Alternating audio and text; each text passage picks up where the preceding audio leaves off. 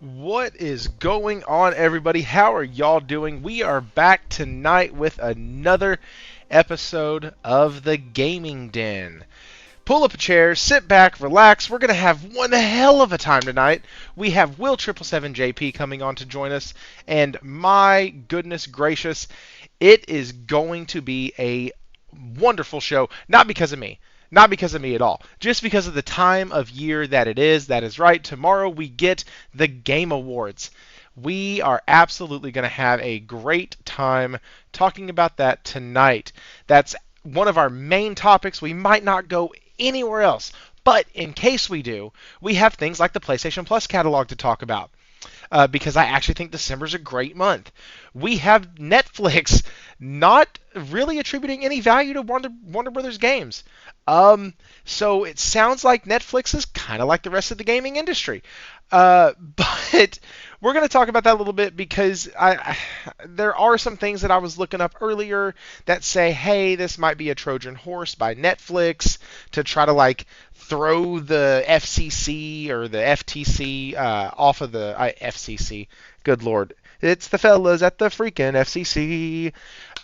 No, the FTC to throw them off the trail and like act like they're not trying to get into gaming. I don't know. There's some stuff there that could be fun to discuss.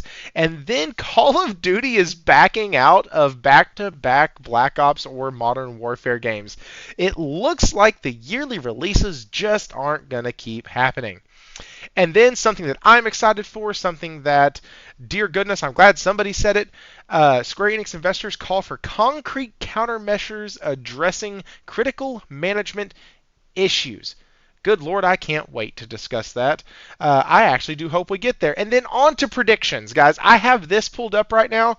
Game Awards 2025 rumors. Oh, that was for the Square Enix stuff because, yeah, we're definitely covering that tonight. And we can just go through here and just pick any of these articles and just discuss them on what we want to talk about. But I have a few pulled up. There's some God of War stuff. There's Resident Evil Requiem, Half-Life 3. There's been some Square Enix talk. There's been a ton of stuff that the Heretic Prophet. This is not a night of, oh, I have my sources and I have my insiders and blah, blah, blah, and here's what's going to happen. Hell no. No, no, no, no. This is a night where two gamers are going to be in the same room talking about games and talking about gaming and talking about the games that we want to see for next year and what we want to see tomorrow in specifically at the Game Awards. I'm so excited, guys, to have Will back on the show tonight for this. Because if you've watched his show or watched him when he's on here, whenever the Game Awards topic comes up, he always talks about how it's his Super Bowl. And so, my goodness, who better to have on the night before? This is like Christmas Eve. This is great. And so we are going to have so much fun tonight.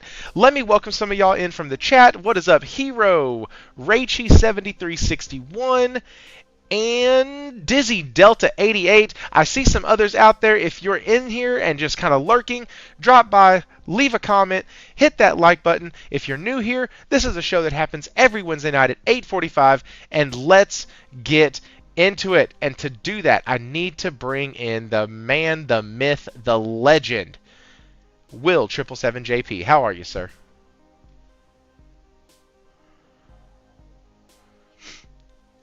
Chat is already starting, so they are doing very, very well.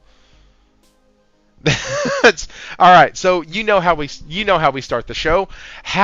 What have you been playing? I literally actually let me ask you this. Going back through Horizon Zero Dawn, was it everything you hoped?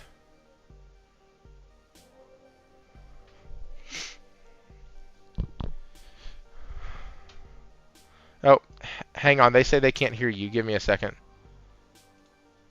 Why can't they hear you? That makes no sense. Okay, try it now. So, uh, Try it now. Try it now. Can you guys hear me?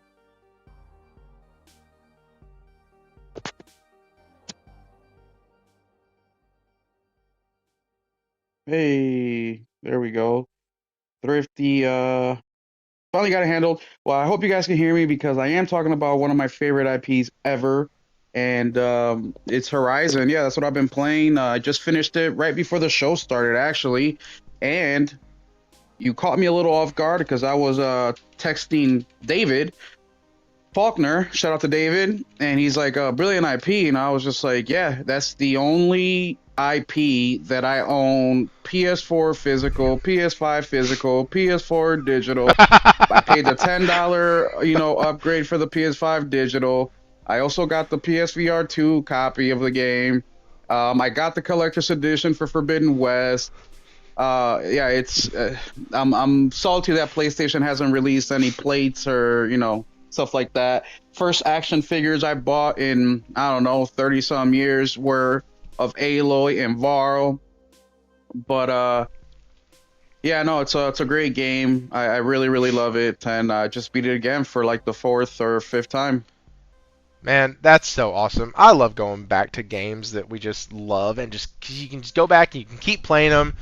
It's familiar, but I don't know. Every time I hop back in a game, I always find something new that I missed. Even with a title like Final Fantasy X, like Mm. I always find something that I missed. And whether it's, oh, I didn't know you could chain those moves together. Like even in Spider-Man 2, like I platinum that. Like it's I can still go back to it and go, oh, I didn't realize that happened that. Oh, that's cool. Like I don't know. I love being able to go back and always spot something a little different each time.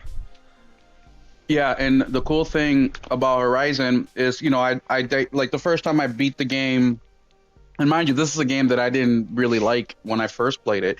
I played it for the first time in like 2020, right before I got my PS5. So I was late to the party, but I didn't really jive with it. I thought that the voice acting in the beginning was like very weird and did they even get professional actors for this? And I just thought it all, it was just weird, dinosaurs with bow and arrow, like that doesn't make sense.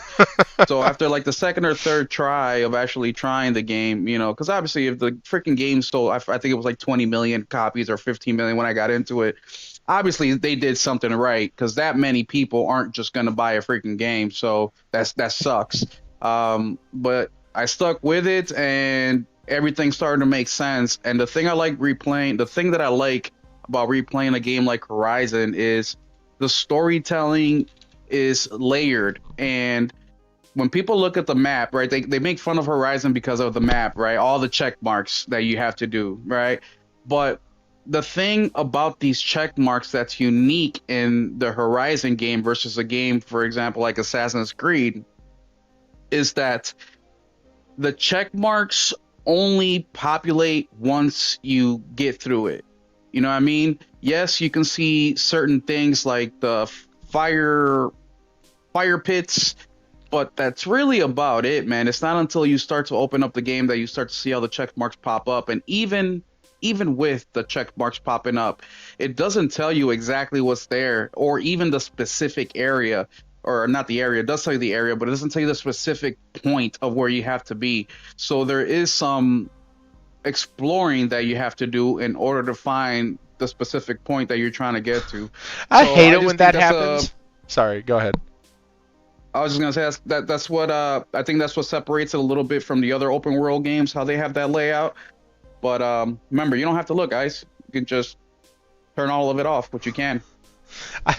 I hate it when it just directs you to an area, not because it's a Hmm. bad mechanic or bad anything like that or whatnot, but because I feel dumb as shit when I sit in an area that it's led me to for like 20 minutes, not being able to find whatever freaking piece I'm supposed to find, because it doesn't Yeah. just like lead you right to it. And then when you go online, it's like, oh no, you idiot, it's behind the tree that you've passed 45 Hmm. times. Oh, Yeah. cool. All right. Yeah. Well, I'm a dummy. This is great. I just experienced that last week, and the real reason I started playing Horizon again is because I tried playing Breath of the Wild, which I've been trying to play this damn game for years now. I mean, I've never gotten past a couple hours, and I figured, okay, I got the Switch 2, I got the 60 frames. Let me take it serious, and I did. I played about 15 hours of it, but I put it down because and look, the game is brilliant, and it's brilliant in the sense that I'll give you an example. If you have to use electricity to open up a door, right? And you only have, let's just say, a metal box, and you need about four of them to create a connection strong enough, but you only have one. You can literally say, oh man, my shield is metal. I can put it on the ground. My sword is metal. I can put it on the ground. And it's very logical in that way that you can use, it's so lifelike in that way that you can use things that are made out of metal to create a freaking straight line so you can get that connection going, right? So that's super impressive. But talking about the hand holding in games, Breath of the Wild almost has no hand holding. And I know people love that, but I found it a little bit, I was a little bit aggravated because if you give me enough details in the mission or the text or whatever, then I can figure my way from there and use a little bit of critical thinking.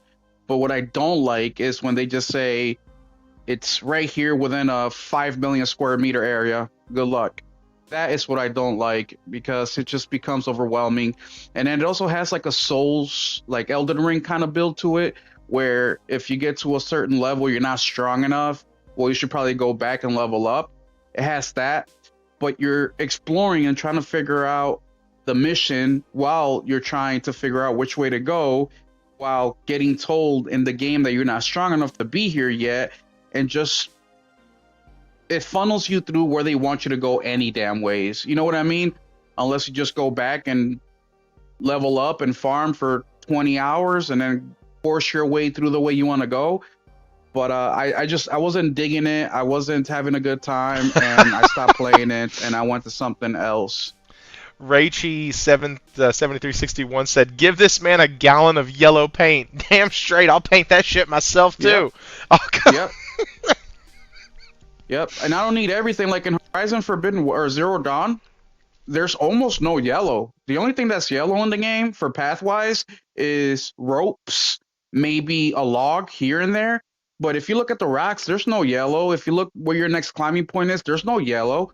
So you get to the point that the map tells you to, and it's not like you can just scan shit and see, oh, that's my path right there. No, you have to find it yourself. Did you see the thing? That is cool. Sorry, did you see the thing on Ghost of Yotai? What's up, Lunchi? Where the instead of yellow paint, it had the white chalk paint. Fun fact, that's actually bird shit. Oh, really? I'm not even kidding. Whenever you get up to the side of a cliff, there's always that has that on there. There's always a bird that flies away. Hey, realism, baby. So it's actually bird shit. And realism. So I was like, that's so great. What's up, Mirko? I meant to say hi to you too. Hey, Josh, what's going on, man? But yeah, so I thought that was pretty funny because I was like, hey, listen, at least they didn't have Sherman Williams coming into this post-apocalyptic world painting shit yellow and sending an invoice 30 days later. Like, this actually makes logical sense. Yeah, birds shit on the side of mountains. Yay. Even if, color's been around color was probably around before fire. You know what I mean? Like, real easy to mix a couple things together to make it. But I also been playing, man, if you guys haven't, if you see my podcast, you've been seeing it for the last couple of weeks, but is Ball X Pit? Yeah, dude, that game is so damn Play the demo for that game. Screw that thing, man. It's a little hard at first, but once you get in the groove, it's a little addicting. But that's what I've been playing this week. I need to see if that's on my mobile. gaming world. No, not yet. I don't think it's on it should Switch be so much. Yeah, it should be. Oh, that's a mobile game if I've ever seen one. I like it though. I've been playing Skate Story. Yeah, I started that too. It's a lot of skating, and I have no idea what the hell's going on in the story. Like, I want to eat the moon. I'm a god, I think. And no, you're a demon. Oh, I'm a demon. Okay. Yeah, you're a demon. I'm glad. So I asked two other people in the Discord the other day who are playing it. They don't know what the story is either. So this is you're a demon who, by eating the moon, was supposed to free yourself because the moon it's like your kryptonite, and you do. And this is all like the first 10-15 minutes. So I'm not really spoiling anything. You do, and then once you split or cut through the moon in half, they send you to like a prison because it's a no, you shouldn't have done that, and now you got to solve puzzles skating to get out of the prison, and that's as far as I've gotten. But why are you glass? Something to do with the reflection of the moon. It's more like it absorbs it or something. Okay, okay. And so because you don't have I don't know, it's a video game. You don't have a body. You're a demon. You're a soul. Like, how you else gonna skate, Thrifty? You can't fucking put your aura. Josh said he's on chapter 6 in the game and he still doesn't get it. Like, it is really a fun, like, mechanically sound game though. Like the kick flips, the heel kicks, all that stuff feels fine, feels fun.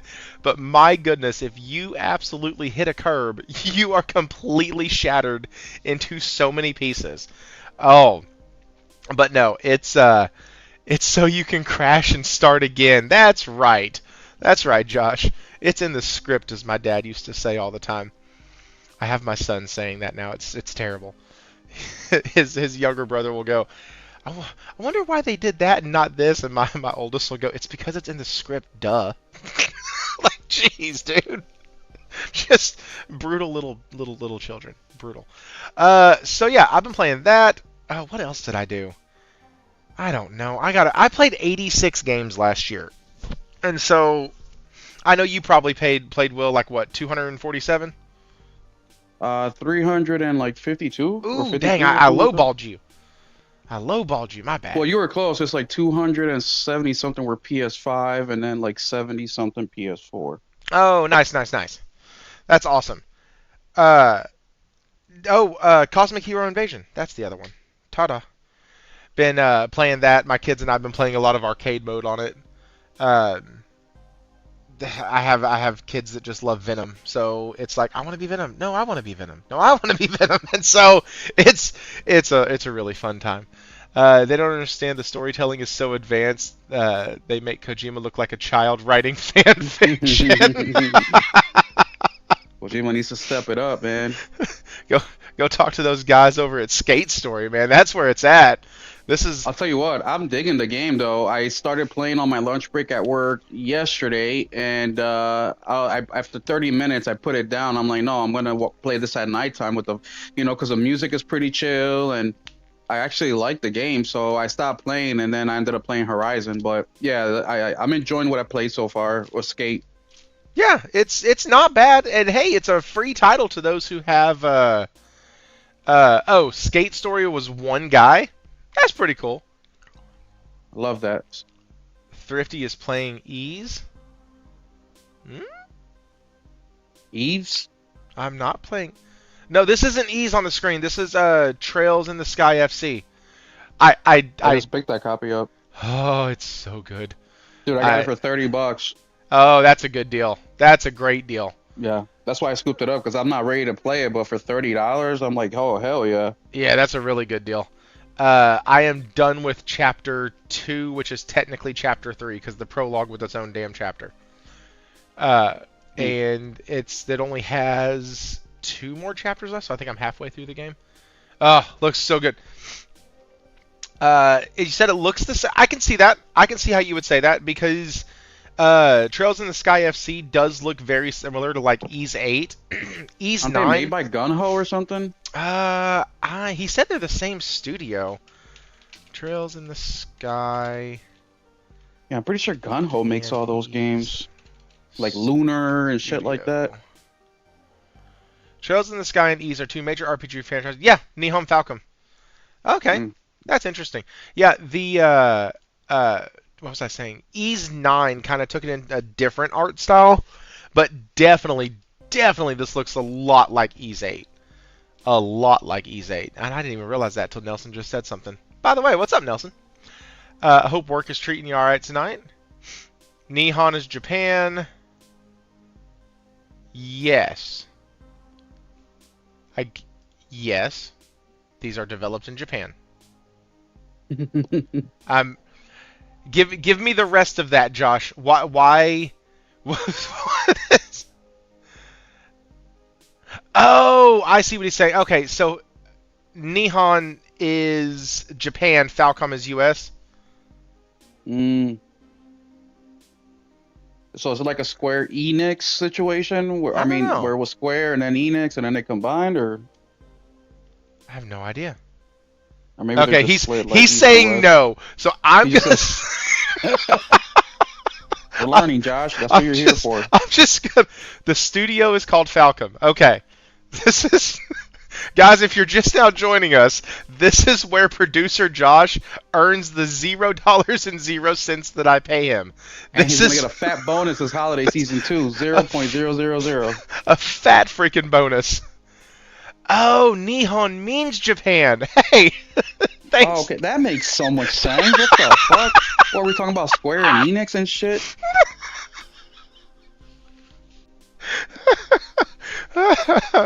Oh, that's really funny. Yeah, New Japan, duh. You dummy.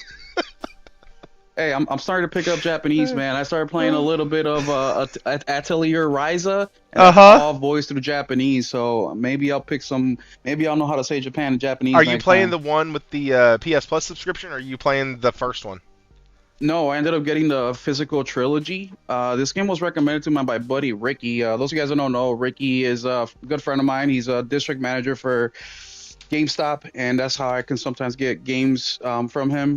And he recommended it to me. It's a turn-based game, which I don't like, but he said the story's pretty fun and the gameplay is even funner. And Ricky is a casual, so when he recommends stuff, I like to pay attention because he doesn't play that many, and he does try a lot of shit, but nothing sticks with him. So that stuck with him. And I saw physical was coming out last month, so I went ahead and picked it up. And yeah, it's pretty fun. That's really good, man. That's awesome. I Nelson said that his wife calls Yakuza screaming Japanese men. Yeah, that's that's pretty accurate. Every alleyway you go down, you get yelled at. Then you have to beat people up. So I just picked up Yakuza Kiwami 1 and 2 for $1.99 after I Dude, upgraded for the $15 on for Yakuza 0. those games are so dirt cheap all the time. I think I've spent $15 on Yakuza, and I You got all of them? have, no, I have zero. I have the first five, I think, Yeah, I think that's what I got too. because didn't one of them came with one and two, right? Am I thinking that right? One came with one and two, and then there was, Yeah, I think 0 came with Kiwami 1 and then and Kiwami 2. 2, right?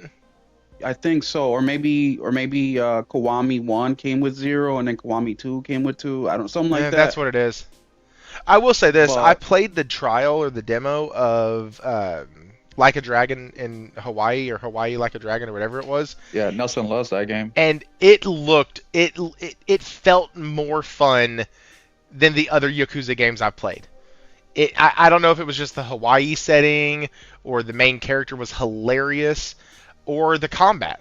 It was really fast and the swords were really fun. Uh, but like it felt better. That's a game that I keep wanting to go back to. But oh, Lost Judgment, Lost. Listen, Lost Judgment's really good. Hey, shout out to Henry. He just beat it too, not that long ago. Yeah, He loves it. Lost Judgment is really good. Some of the dancing that you had to do was actually very difficult. It was like because the dancing was like, and the dancing and the karaoke were just like little mini games that were almost in the vein of like a Guitar Hero. And my goodness, it was, sometimes I'd get so frustrated that I'd just be like, I don't care, I just want to pass it, I just want to get through it and move on. But they were really fun. I actually I need to go back and play that game too and finish it up. I'm probably halfway through that one also. Uh, but anyways, it is the dichotomy in that game is weird because you do whoop some kids' rear ends a few times. So it's like these are high school kids that you are an adult kicking their butt. I'm like, man, Hey, but you gotta remember, back in the 80s, dude, a high school like senior, they were built like a shit house, like a brick shit house. That's true. What's the saying? kids were built different, man, back then. Like They you ever weren't look at these some of soy those boys like that. yeah, no, it was. I mean, fuck. When I played football in high school, I played varsity my sophomore year. I would never have become a starter because the guy that I was behind, he was a fucking 240 pound, 6'1". I only filled in when he needed a damn break. The dude went to go play football at UW Madison, or Badgers. Um, but that's how big these fuckers were. You know what I mean? Like my body, it was like that's why I stopped playing football. I couldn't deal with getting hit that hard by these grown ass men. That's what they were grown ass men. So I give a little bit of leeway in Yakuza because of my own personal experiences. because now this is true. So there was a fight that happened when I was a junior in high school. Two of the seniors got into it, and all I remember was the assistant principal who used to play linebacker. The assistant principal coming down the hall yelling the two kids didn't stop, and he straight up speared one of them. Like, just speared one and then put the other one against the wall. And I was like, we're doing that? And he Gotta do got what you up. gotta do. That's what he said. One of the kids was like, "You can't do that to us, blah, blah, blah. You're going to lose your job." He goes, "I had to do something." Anyway, so, man, maybe you're right. Maybe you are right. Also, back then was when we had all the really cool movies like The Substitute, Dangerous Minds, uh, oh, crud. It was Substitute, Dangerous Minds. There was another series, another, like, movie franchise that was based around like schools and like under-resourced schools and like all that stuff, and these hardcore teachers had to go in there and fix everything. And anyways, that was the time frame. Bro, Okay, late let's. 90s, early 2000 was peak culture, shit. Not just movies, but also video games. I mean, to this day, I mean, name one gamer that doesn't want a remake, a remaster of a PS1, GameCube, PS2, OG Xbox. You know what I mean? Like that. I feel bad for my son because that we didn't have social media, so you found out about a lot of shit yourself organically through word of mouth, and it's a time to be alive, man, for sure. But Thrifty, speaking of that, real quick, now I don't mean to hijack your show here, but is there a game that's been on the top of your mind, or maybe somewhere in the dungeons of your brain from like NES, Super NES, GameCube, Xbox, PS1 that you would love to see come back? Yes, and there's rumors that it's happening, and it got talked about last week a bit. Chrono Trigger. Chrono Mm. Trigger was an RPG that I actually played before I ever touched a Final Fantasy game. Uh, because Final Fantasy, my first entry with that series was Final Fantasy VII on the PS1, and I played Chrono Trigger on the SNES. And so, like, there's a deep, deep, deep love for Chrono Trigger. The memories, the nostalgia. I own it on my phone. I own it. I own it on my phone. I have. No, I don't have it anymore. At one time, that's what it was. At one time, I was trying to get the copy for the SNES. Later on in life, I think it was a couple years ago. Uh, but currently, the only way I can enjoy it is either a emulator, as far as I know. I don't know if it's anywhere else on PC, but an emulator on PC, which I don't do, or on my phone because they don't have it on the PlayStation anywhere, and that sucks because I would absolutely love to have that game back. I'd love to see it redone. I'd also, if we're on the subject of like remakes, remasters, and things like that, give me an Infamous remake. And I mean remake. Like, I want to see Infamous with the power of the PS5 Pro behind it. That's what I want. That would be a series from back then that I would love, even though it came out, kind of went outside your criteria. But uh, Dude, that's 15 years ago, man. I'm pretty sure that's in the I'm criteria. about to say that. Is it already 15 years ago? Jesus. Yeah, Yeah, bro. like Oh 06, oh 07. No, especially 20 years ago. Legend of Dragoon. If they could ever pull that one off, give me a remake or a remake. Hell, a HD 2D remake even. Just give me something like that. Frayed Voyager in the chat said Metal Gear Solid 1. Lunchi Sky said Legend of Dragoon remake. Don't use UE5. You bite your tongue, Lunchi. Use an engine that actually works. Don't. Or a developer that knows how to actually or, fucking work on it. or give it to Sandfall Interactive. Yeah, no Since shit. since or oh crud, who was the other one? Sandfall and there was another game that released also that was UE5 that actually did really well. Um, damn. Dice. Give it to Dice for Battlefield. like, Man, give, that engine has so much damn potential when they. give it to Dice. Let's see what they can do. They'll just turn off ray tracing, and all of a sudden, everything seems great. Oh man, but what about you? Oh man, something I've actually been thinking about lately is Little Green Army Men. I just would love a remake of that, a complete top to bottom remake, and almost there's nothing really specific after that because I'm like, like Resident Evil 1 is, another one, which they're just rumors out there, but stuff like that, the Silent Hill games, stuff that has been stuck in that era. And I was just talking to a friend, and if these new developers or developers now, if they just stop making new games and they just went back and remade anything from PS3 and under, they would probably be successful. And I think there's so much IP that is just stuck in that era that like Infamous, fuck, dude, Infamous would be big, and people are yearning for that.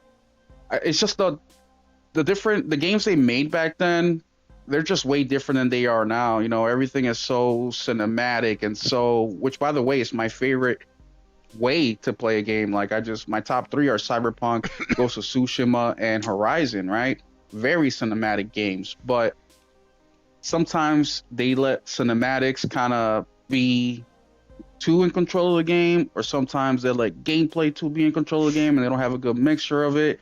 And I feel like a lot of those, especially the PS3 era, Xbox 360 era, I think that was a good blend of storytelling, cinematics, and actual gameplay. So I think anything they remake from there, the Resistance series, stuff like that can be really, really big hits now.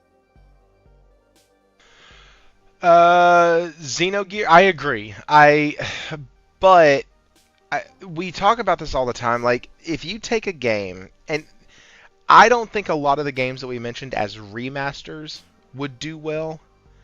I think they would have to be near ground up remakes Oh of yeah, no, every of the single one titles. has to be remake. Yeah, no, they have to be Because remakes. They can't be remasters. No. we've seen so many games that have been like, oh look, a re-release, and it's like you go to play it and Nintendo, and you're like, man, that doesn't quite like, slap as hard as it was back then. You know what I mean? and I don't want to say it's a guarantee because Hero said it will be huge, but I don't want to say that neither because we did receive not the fuck, it starts with a D, horror game, space horror game where Dead Space. you're Dead Space. Yes, oh my god, You Dead said Space. you said it's a dead Yeah, I horror know. space game. I'm like, I'm Dead terrible Space. remembering.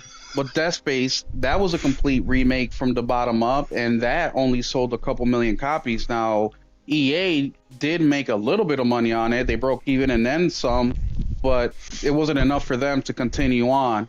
And if I was them, I'd also do the same thing because if they only sold a little bit more than what they put into it, what about the second and third one, which are less popular than the first one? How are those going to be? So I get it. It's a balancing thing, but if you can play it right and really do your research and promote it and do all those things, I think that you could do well. Yeah, I tend to agree that that remakes are there's a lot of studios out there that could just come in and go, hey, I want to do a remake of this, and if the other company would like sell the IP or whatnot, I think that you would see a lot more. But to me, there's so many of these bigger companies that hold so much of the IP now that in order to get those things done, it would be an act of Congress, man. Because it it's almost like what happens when a studio gets purchased. Let's say a studio gets purchased from Microsoft, right? Microsoft can then say, hey, we're going to send everybody away. That's fine. You can have the studio, but we're going to keep the IP. Okay? Sony can do the same thing, XYZ.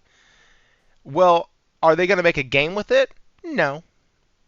Then why do they want it? Well, because it's theirs. And nobody else can have it.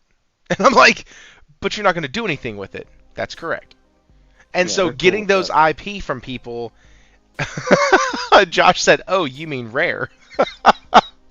So I couldn't think of the name, so I was hinting at the scenario. I just couldn't think of the name. So yeah, it's those type of things that stop us because, could another company make an Infamous game and let Insomniac not have to, not Insomniac, crap.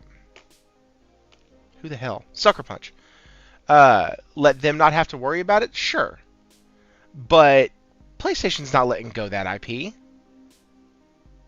And so until that happens, I don't think we're going to get all the things that we want. Like me, I want a Final Fantasy IX. I want a remaster or a remake of it. I want a remake of 10. I want a consolidated remake of 13. And I'm not going to get most of those. Because Square doesn't have the time, ability, or resources to do that and release new IP.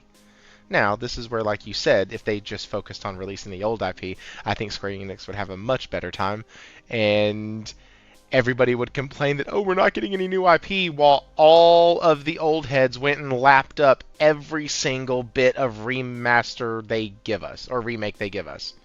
Like, it's an easy way for certain companies to print money. It really is.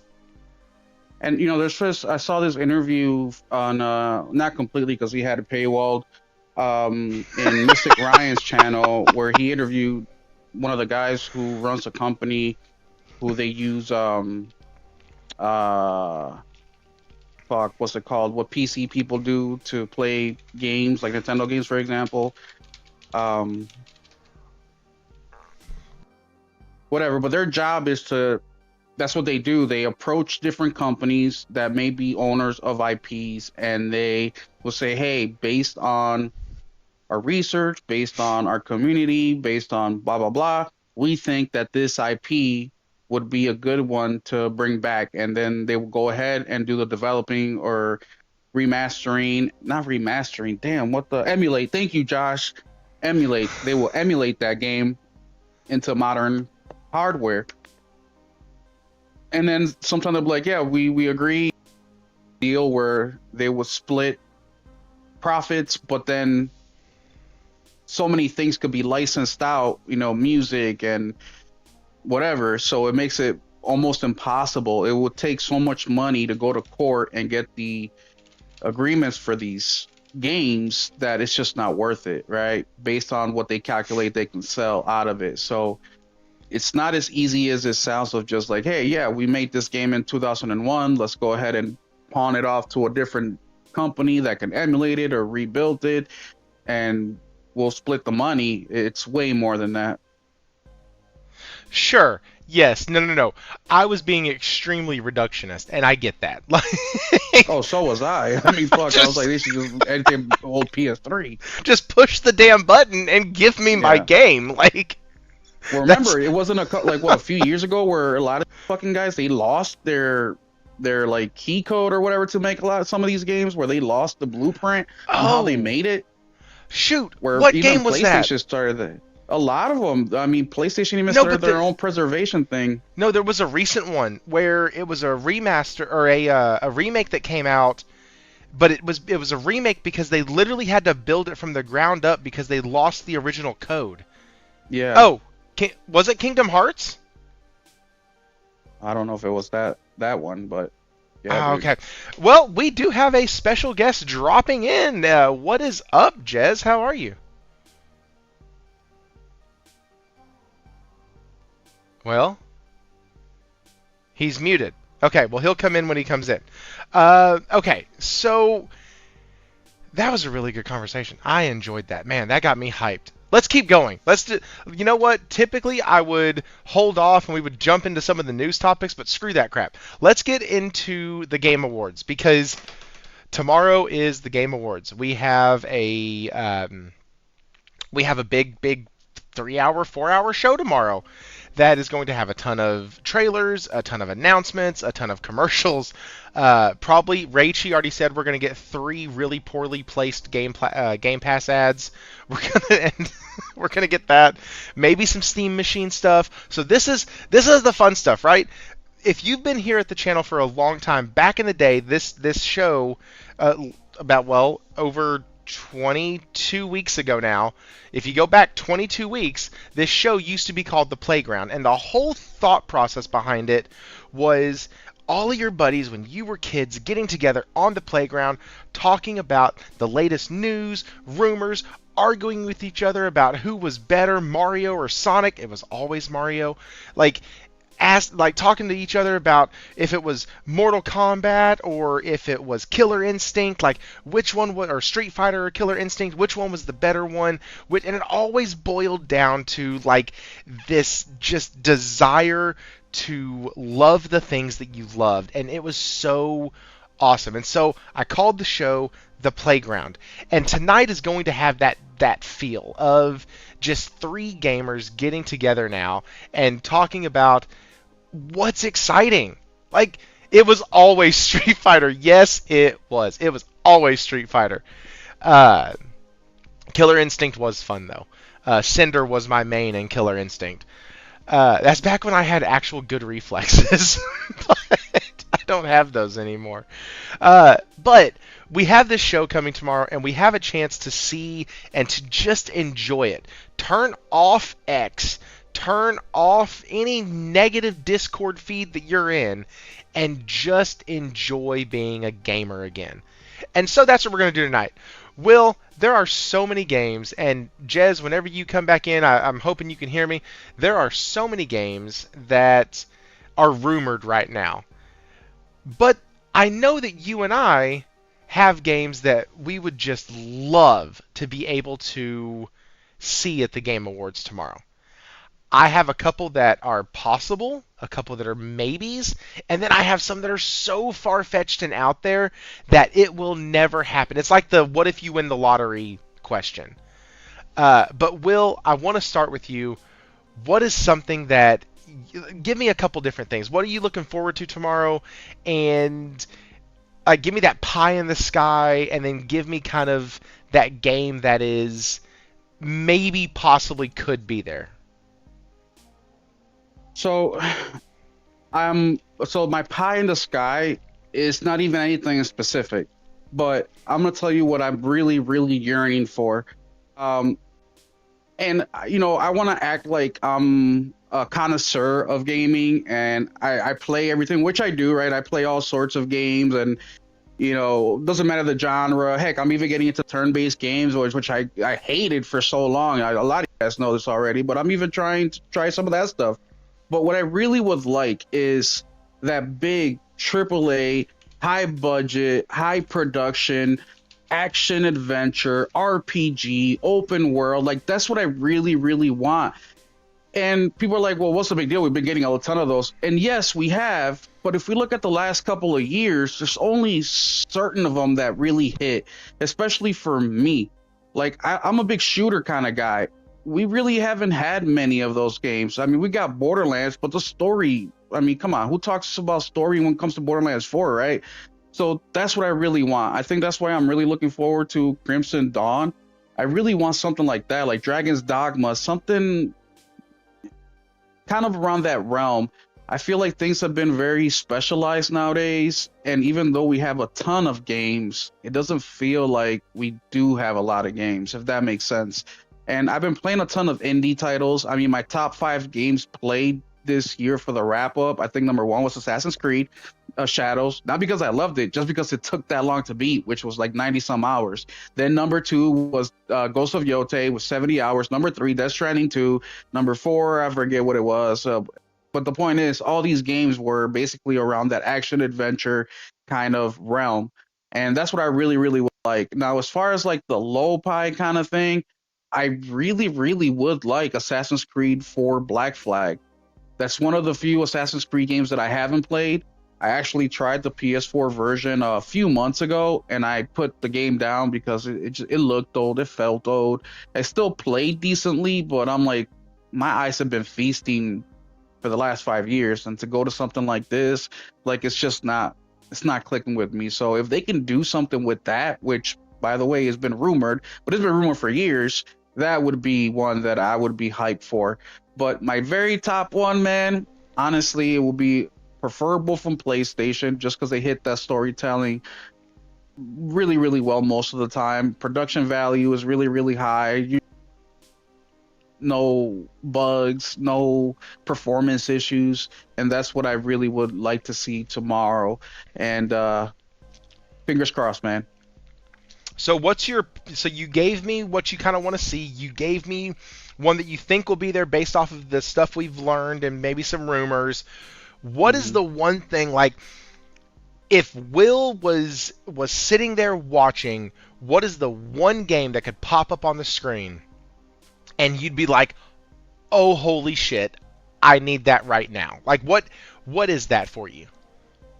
So we're in December. In 2 months, it will be the 4th year anniversary for Horizon Forbidden West. 4 years, guys. It's already been 4 years. And if you want to see Will fucking like throw up, shit himself, piss himself, all at the same time, that would be it.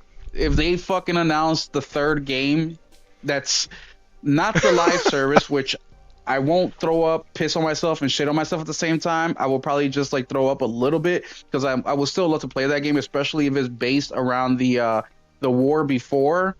Oh, hell yeah. You know, while Gaia's getting built, if it's something like that, oh yeah, I'm gonna jizz all over myself. But if they give me that, you know, single player narrative, oh my, oh yeah, I would fucking freak the fuck out. And look, we're at the 4-year mark in a couple months, man. So 5 years, you know what I mean? Come on, man. Which I don't think we'll see it, but either way, that would really get me going. And another reason why I think we'll see it is because PlayStation right now is marketing of Sorrows, right? Marvel Tokon beta just happened, and they have Wolverine coming out in 2026, and I think they're set for the year. I don't think they're going to release anything first party wise when they have these 3 big games coming out. Yeah, I was watching their sizzle that would reel, be the one.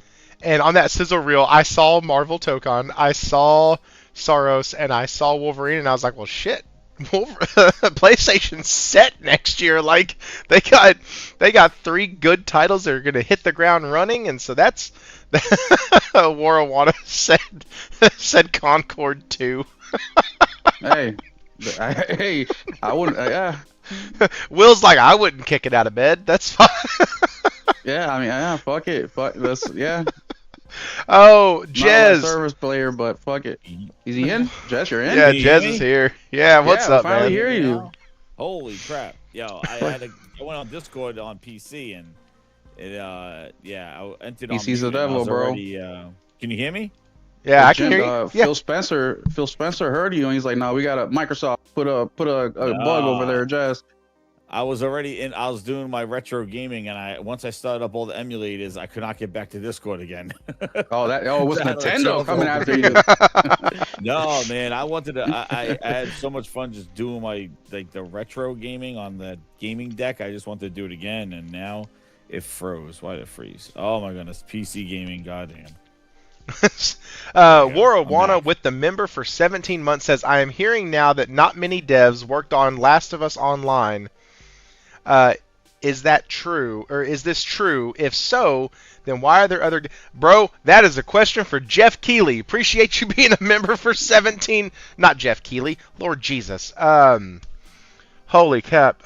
Neil Druckmann. You gotta ask old Neely Neal about that. Well, and let me put my 2 cents in on this one real quick, because I've been actually reading a lot on The Last of Us 2 online for some reason. I don't know why. I don't even care about online and then stuff. After that, I want to hear from Jez on his stuff for the show. Oh, this is fast. So basically, even if it is a small team, I think it was just a money thing for them at the end. Not just a money thing, but also the future on how to monetize it long term. I think those were the big things that affected that game not coming out. That was really quick. I was expecting it to be faster, but or, not faster, longer. Yeah, I have said it repeatedly. Unless Intergalactic comes out and just like floors me, I have a very, very low bar for that game. Like, I am not expecting a ton from it. Just content creators, the same content creators that got 400 gameplay in a year, those guys, come on, bro, you can't be taking those guys serious. That got what in a year? 400 hours playtime. So we have the Game Awards tomorrow, and Jez, I don't know if you were able to hear everything. Oh, I heard some. Yeah, well, I heard Warwan was talking about the. I heard Will talking about the thing about what he wants to see there. Okay, so yeah, and you said yeah. So for you, what is basically three questions here, real quick. What is something you want to see? What is a game that you think is going to be there that hasn't really been announced yet, just based off of rumors and stuff like that? And then, if the real Jez was able to sit there and have that one thing pop across the screen, no matter how far-fetched, what would it be? So what I think is going to be... The thing is I get excited for the Game Awards, not for the awards themselves. Unfortunately, not for the whole game show. It's the announcements, man. It's always been and the thing is that Keighley's gotten more clever about doing announcements, holding them to like the last possible ending. Actually, the announcement probably more important than the game of the year type thing. So like for me, I'm just hoping that the show has, I think we kind of know what next year is. Like, we have a lot of things. I'm interested to see if we go beyond that or if they show games that, get some more release dates. Especially, that's the other thing, too. Like, I'm sick of the whole 2026 release dates. Like, let's get some, dates in books. Like a date for Marvel Token. I played the beta. That thing's ready to go. They need to do some balancing and stuff like that. Let's get a date for that.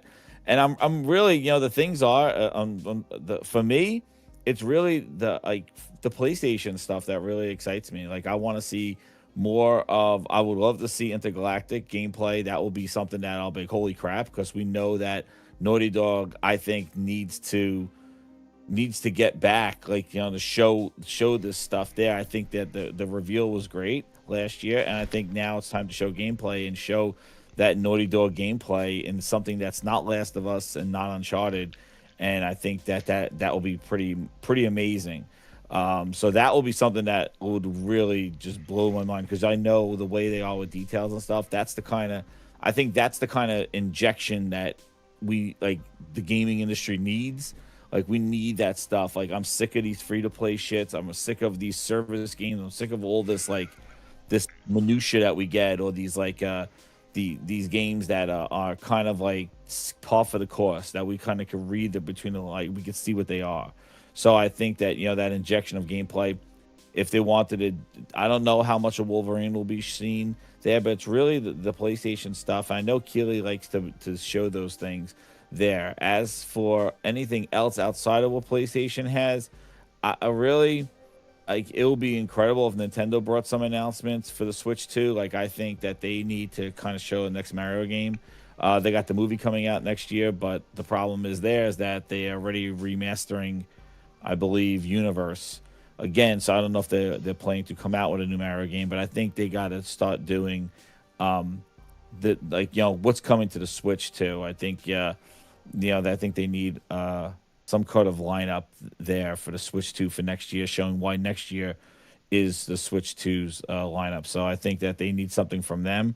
Nintendo, which Nintendo typically doesn't go to announce those things, but overall, like that was really getting me excited for announcements.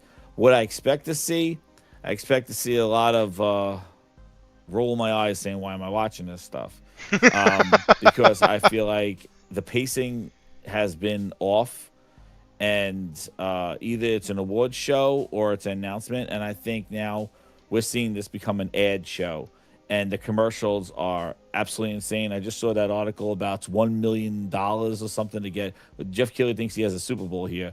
It's $1 million. That's Super Bowl money for a trailer to show there. Does that affect what kind of games that we see? Because if I was a company, I wouldn't. Would you be better for me to just show it on my own control or show it there? I think we'll see something. I think Resident Evil. I want to see more of Resident Evil. I'm really hyped for that. That's like one of the third-party games I'm really hyped for Resident Evil. Whoever's in it, I really don't care, but I want to get a release date. If we don't have one yet for Resident Evil. Yeah, right? February 12th, February yes, 14th or something like that. Yeah, I want to see more gameplay then. Yeah, I want to see more gameplay of that. Where maybe some other places in Raccoon City where you'll be.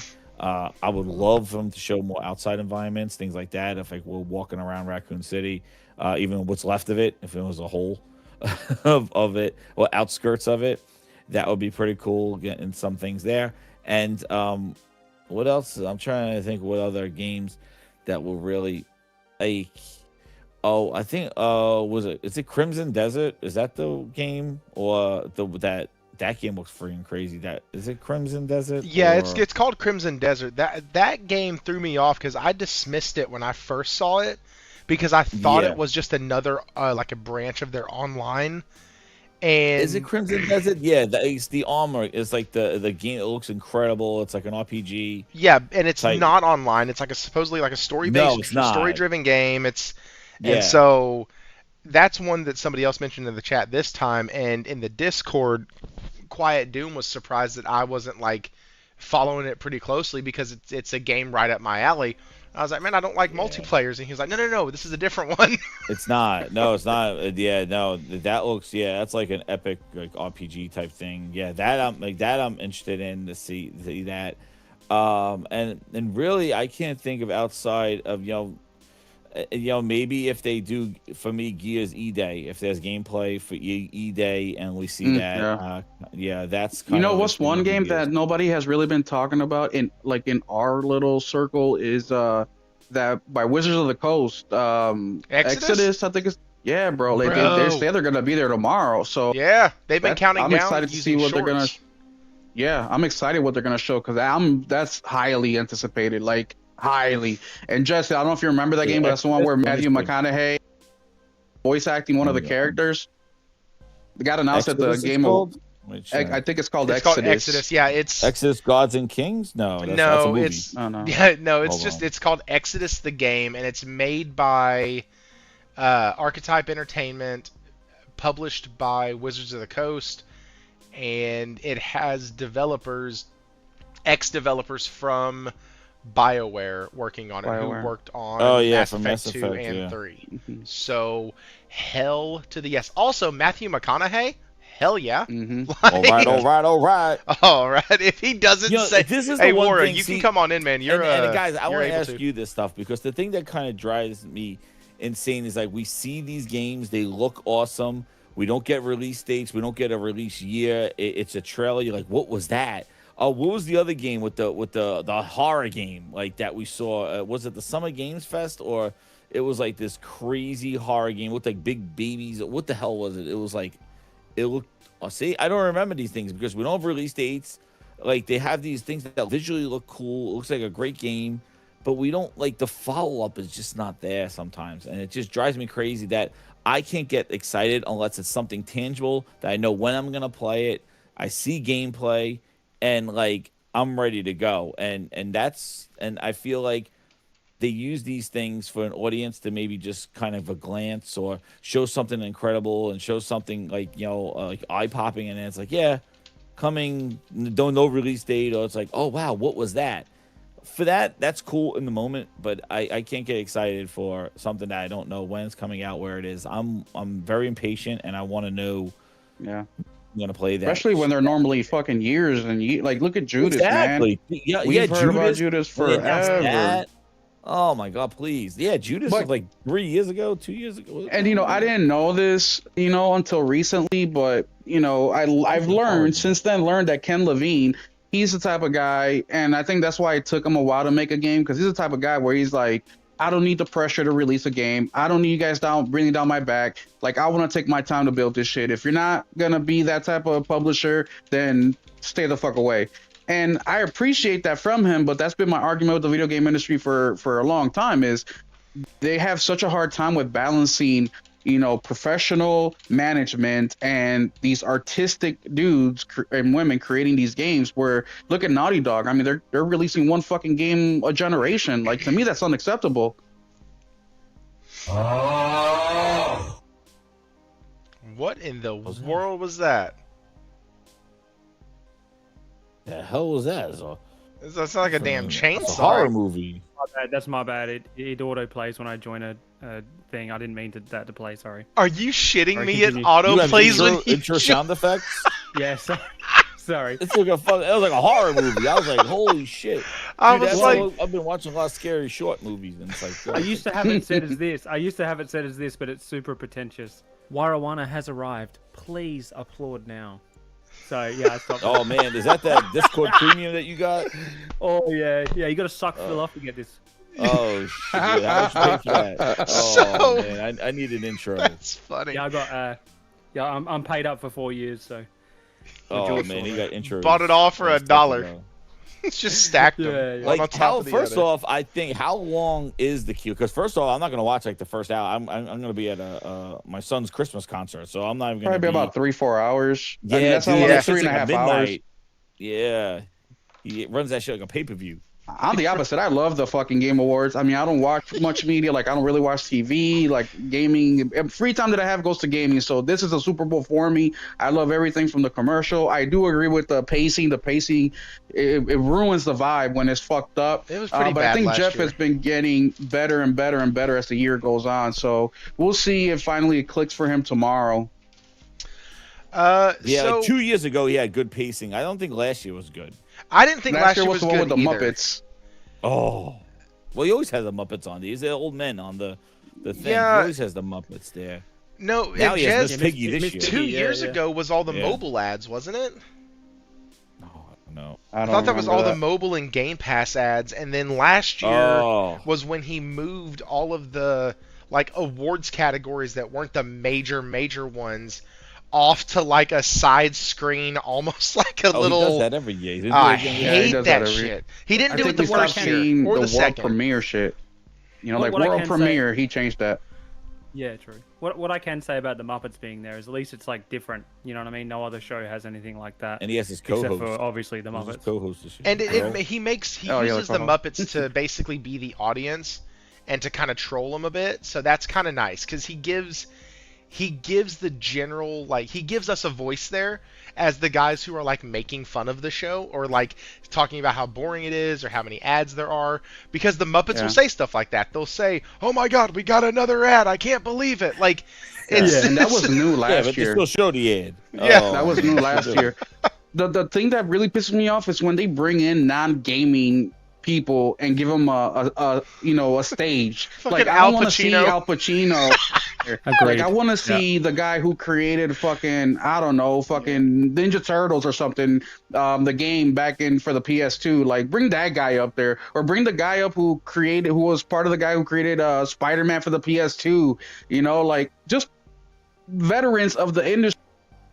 People in the industry, not no fucking Hollywood dude who's coming in there for a fucking check and doesn't even know where the fuck he's going. Yeah, legit. Like Al Pacino being there and like admitting that he doesn't play games. It's like, why is he here? Like, it just, if anything, it took it down a peg. Yeah, I And if agree, he's part of a 100%. game, that's one thing, right? But being nothing to do with a fucking game, like get out of here with that shit.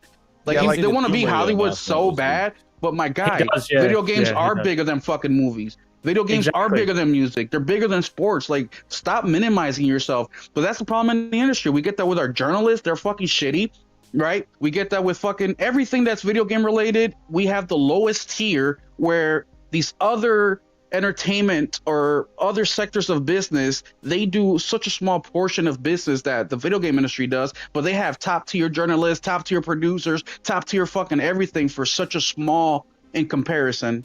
It's almost like they take those Yeah. two. They take movies and music more seriously than they take video Yeah, games. no, fuck that. Like, you made it. If you could make a $300 million game, you fucking made it as a creative or a director or whatever. Fuck. Anybody can create a fucking indie movie with zero to no money. You know what I mean? Like, Hollywood is not making it, bro. This is in 97 where we had real superstars. Like, if you saw Arnold Schwarzenegger at Planet Hollywood, you would freak the fuck out because Arnold wasn't tweeting every 5 minutes saying, "Oh, I'm having a burger today. I'll be in Chicago today." Like, we didn't have that back then. So if you saw Tom Cruise walking down the street, that was a big fucking deal. You saw Nicole Kidman with her family at fucking Disneyland. That was a big deal. Now everybody's fucking famous. Oh, you got 100K subscribers? You're fucking famous. Twitch will fucking bend the rules for you so you can fucking, twerk that ass on TV or on the computer.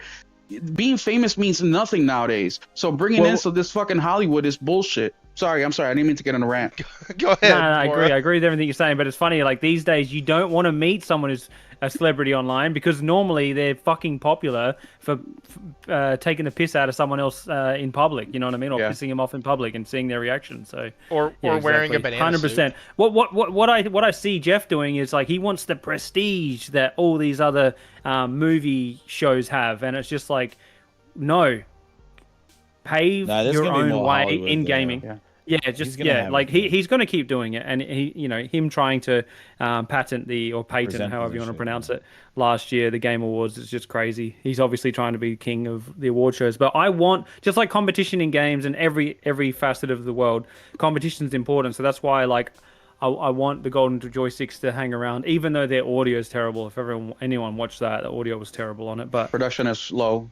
yeah, production is low. It's like a guest first sort of show, and that's fair, whatever. But they could make a bit more of an effort considering how old they are.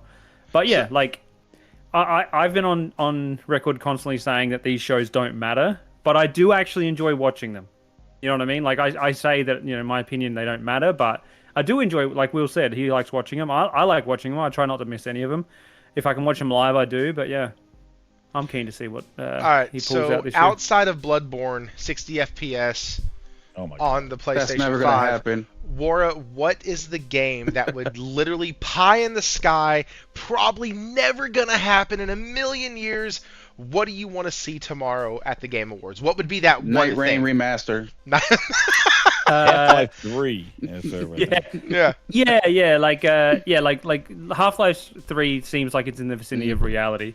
But for me, probably Eternal Sonata 2 or what's another one that they could do that would really blow my mind that they'd never got a sequel? See, it's a difficult question for me because for me, I normally say a lot of the games I love, I don't want to push for a sequel because for me, I want to be left wanting more instead of giving me too much and then me starting to resent it or not like it as much. I try not to overplay games, if you makes sense. Like a single game, play it until I just start to resent it. You know what I mean? So, but yeah, so I think that Half-Life 3 would be the one that I would legitimately want, but obviously that's what a lot of people are talking about already, so it might actually be real, especially with the Gabe Cube coming out. So, well, let me ask. Can I ask a question, Thirsty?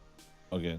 And it's about that the GameCube. Do you think we're gonna see for the panel? Are we gonna see a lot of that tomorrow?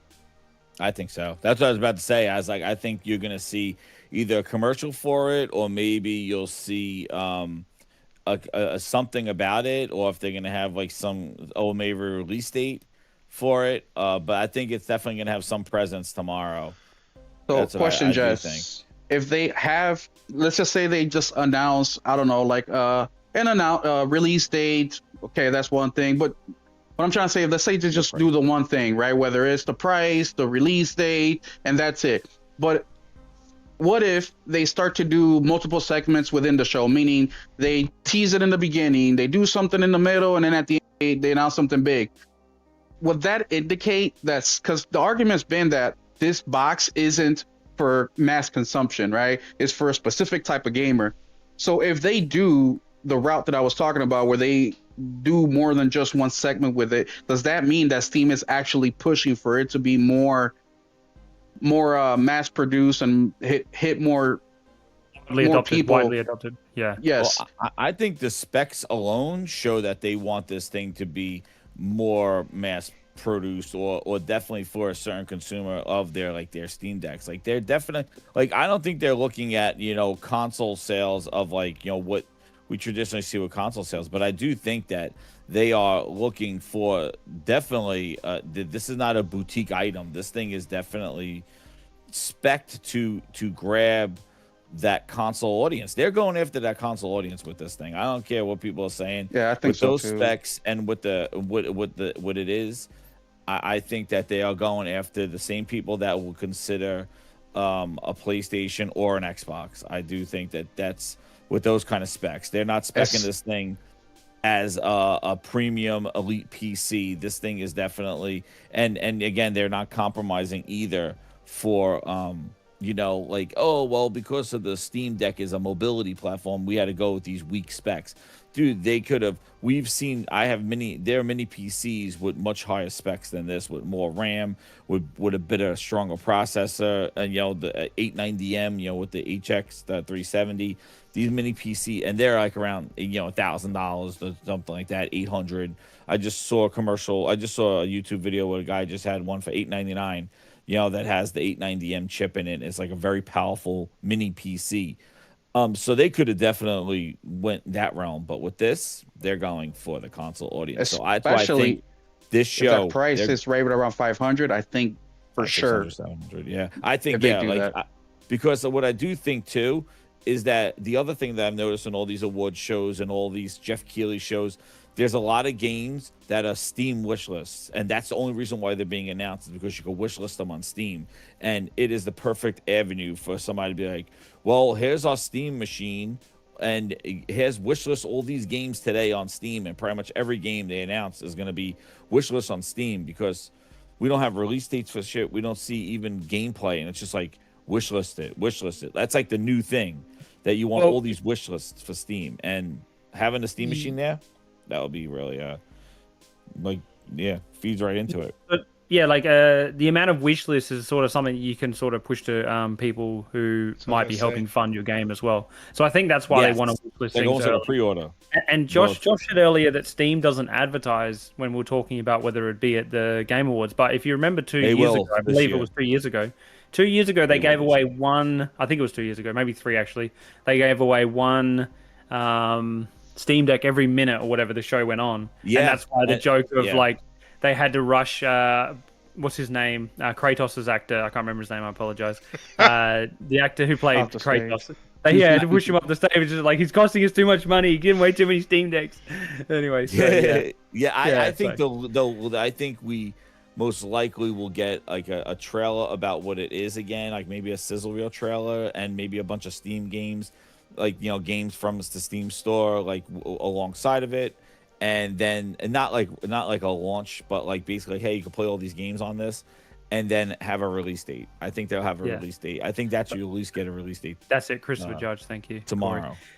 Yeah. See, the thing is with this, the GameCube, the Steam box. I personally, I can't really judge it, because I can tell what Jez is saying, and I agree that like going in with 8 GB of VRAM is definitely targeting like widespread audience. But without a price point, it's hard to say how much the adoption could be, because like we saw it with, what's his name, Dusty Bin.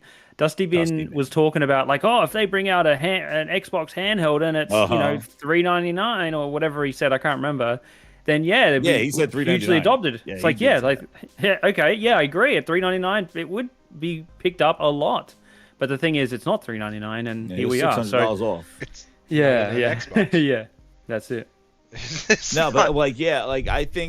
I think that they, and the thing is too, is like if it is that like $600, $500 price point, people will get it as an extension of their PC, like, on another device outside of where they probably would game.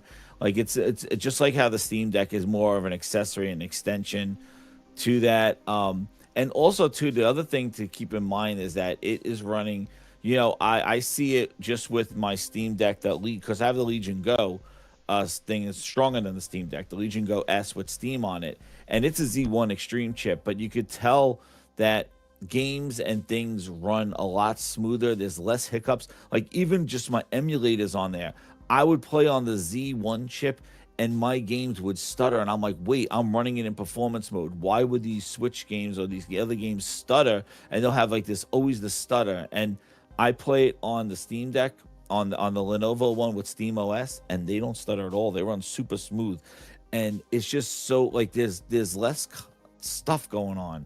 And I think with this device, with the lower spec, just like how the Steam Deck could kind of carry some of its weight for what it is, push above its weight, this thing I think can, and you don't have to worry about battery life, and it could just kind of like throttle its power when needed. And I think it's gonna definitely push above its weight.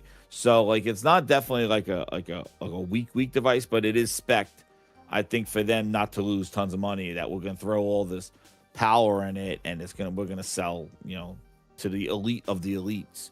The unfortunate thing, it would be so cool if Steam, Linux and stuff supported, eGPUs and stuff like that, so you could upgrade it down the line by plugging in like a 5070 or a 5080 desktop GPU, thing into it, and you could kind of like soup it up and give you some sort of like upgrade path. But unfortunately, the Steam OS doesn't do that. So, but anyway, I think it'll definitely be there with a release date. I do think. Yeah, I think price and is going to be a big I don't know factor. about price. I think release date. No. I'm just saying price is going to be the big factor. I've seen what I want to see about it. I'm like what Jez said. I think it is coming. Let me rephrase. I think it has potential to come after the console market, but I think I'll make my decision fully if that's what they're trying to do. Like if that's what I think they're trying to do once I see price. If that thing is $550, $600, even $650, I could see that as a player in the console space. If it's $699, $750, $800, like I think they're done. I think at that point you're like, okay, cool. So they just want another accessory in their lineup, and the guys who want it are going to get it, and the ones who don't won't. Got it. Or they're going to capitalize on the box not being in the living room anymore. Like they're going to capitalize and be like, hey, you can still play all your same Xbox games right here. Day one, release date. Here you go. And you can't play your Xbox games on it. That's the thing. This thing is not. You can't play Xbox games on it. Honestly though, missed opportunity of just calling it the V box because it's Valve's box. Yeah, just call it the V box in it. It's just Then the next one is the VB2. Then the Okay. VB3, then the VB4. See what I love about oh my god, I remember this game. What I love about the Steam Deck, the Steam machine, is that it is so like the anti-Microsoft everything. Like you can't play Game Pass on it. There's no native xCloud app. There's no Windows bullshit on it. Like it is a complete like the anti-Xbox whatever feature. Hey, according to Phil, is a step forward for gaming. Yeah, dude, he could glaze all he wants, but he knows damn well that was a nut punch. And he's Hell like, yeah, it was. It was. It totally is. The existence of this thing is a total nut shot to Microsoft, and hence the reason why they have panicked and basically, forced their full screen experience to everything. Like, dude, that shit wasn't supposed to come out till next year. To the handhelds, they put it on now the desktops now. Like they just pushed this thing out to everything now. When it was like, they panicked because of the Steam machine. People talk about, and look, I agree with this too. Like people talk about that Xbox is sometimes way too early with things, and that is true, right? Like the Kinect was way too early, and subscription, and all the things that they did were too early. but also Xbox is very fucking late this generation. Like the handheld was a reaction to what was happening in the industry, right? And they completely bombed with that. They came out with an overpriced piece of hardware that is just not gonna do what we think they're trying to do, right? Because we don't know. Because Xbox does things completely fucking ass backwards from a business standpoint, from a gaming standpoint, where we're like, are these dudes trying to fuck themselves up on purpose or what? Right? So based on what we think they're trying to do, they're too late. I think this is another one of those things where they're coming in with this whole PC bullshit because they couldn't win the console space, but you forget that there's another big player in the PC space, and it's Steam.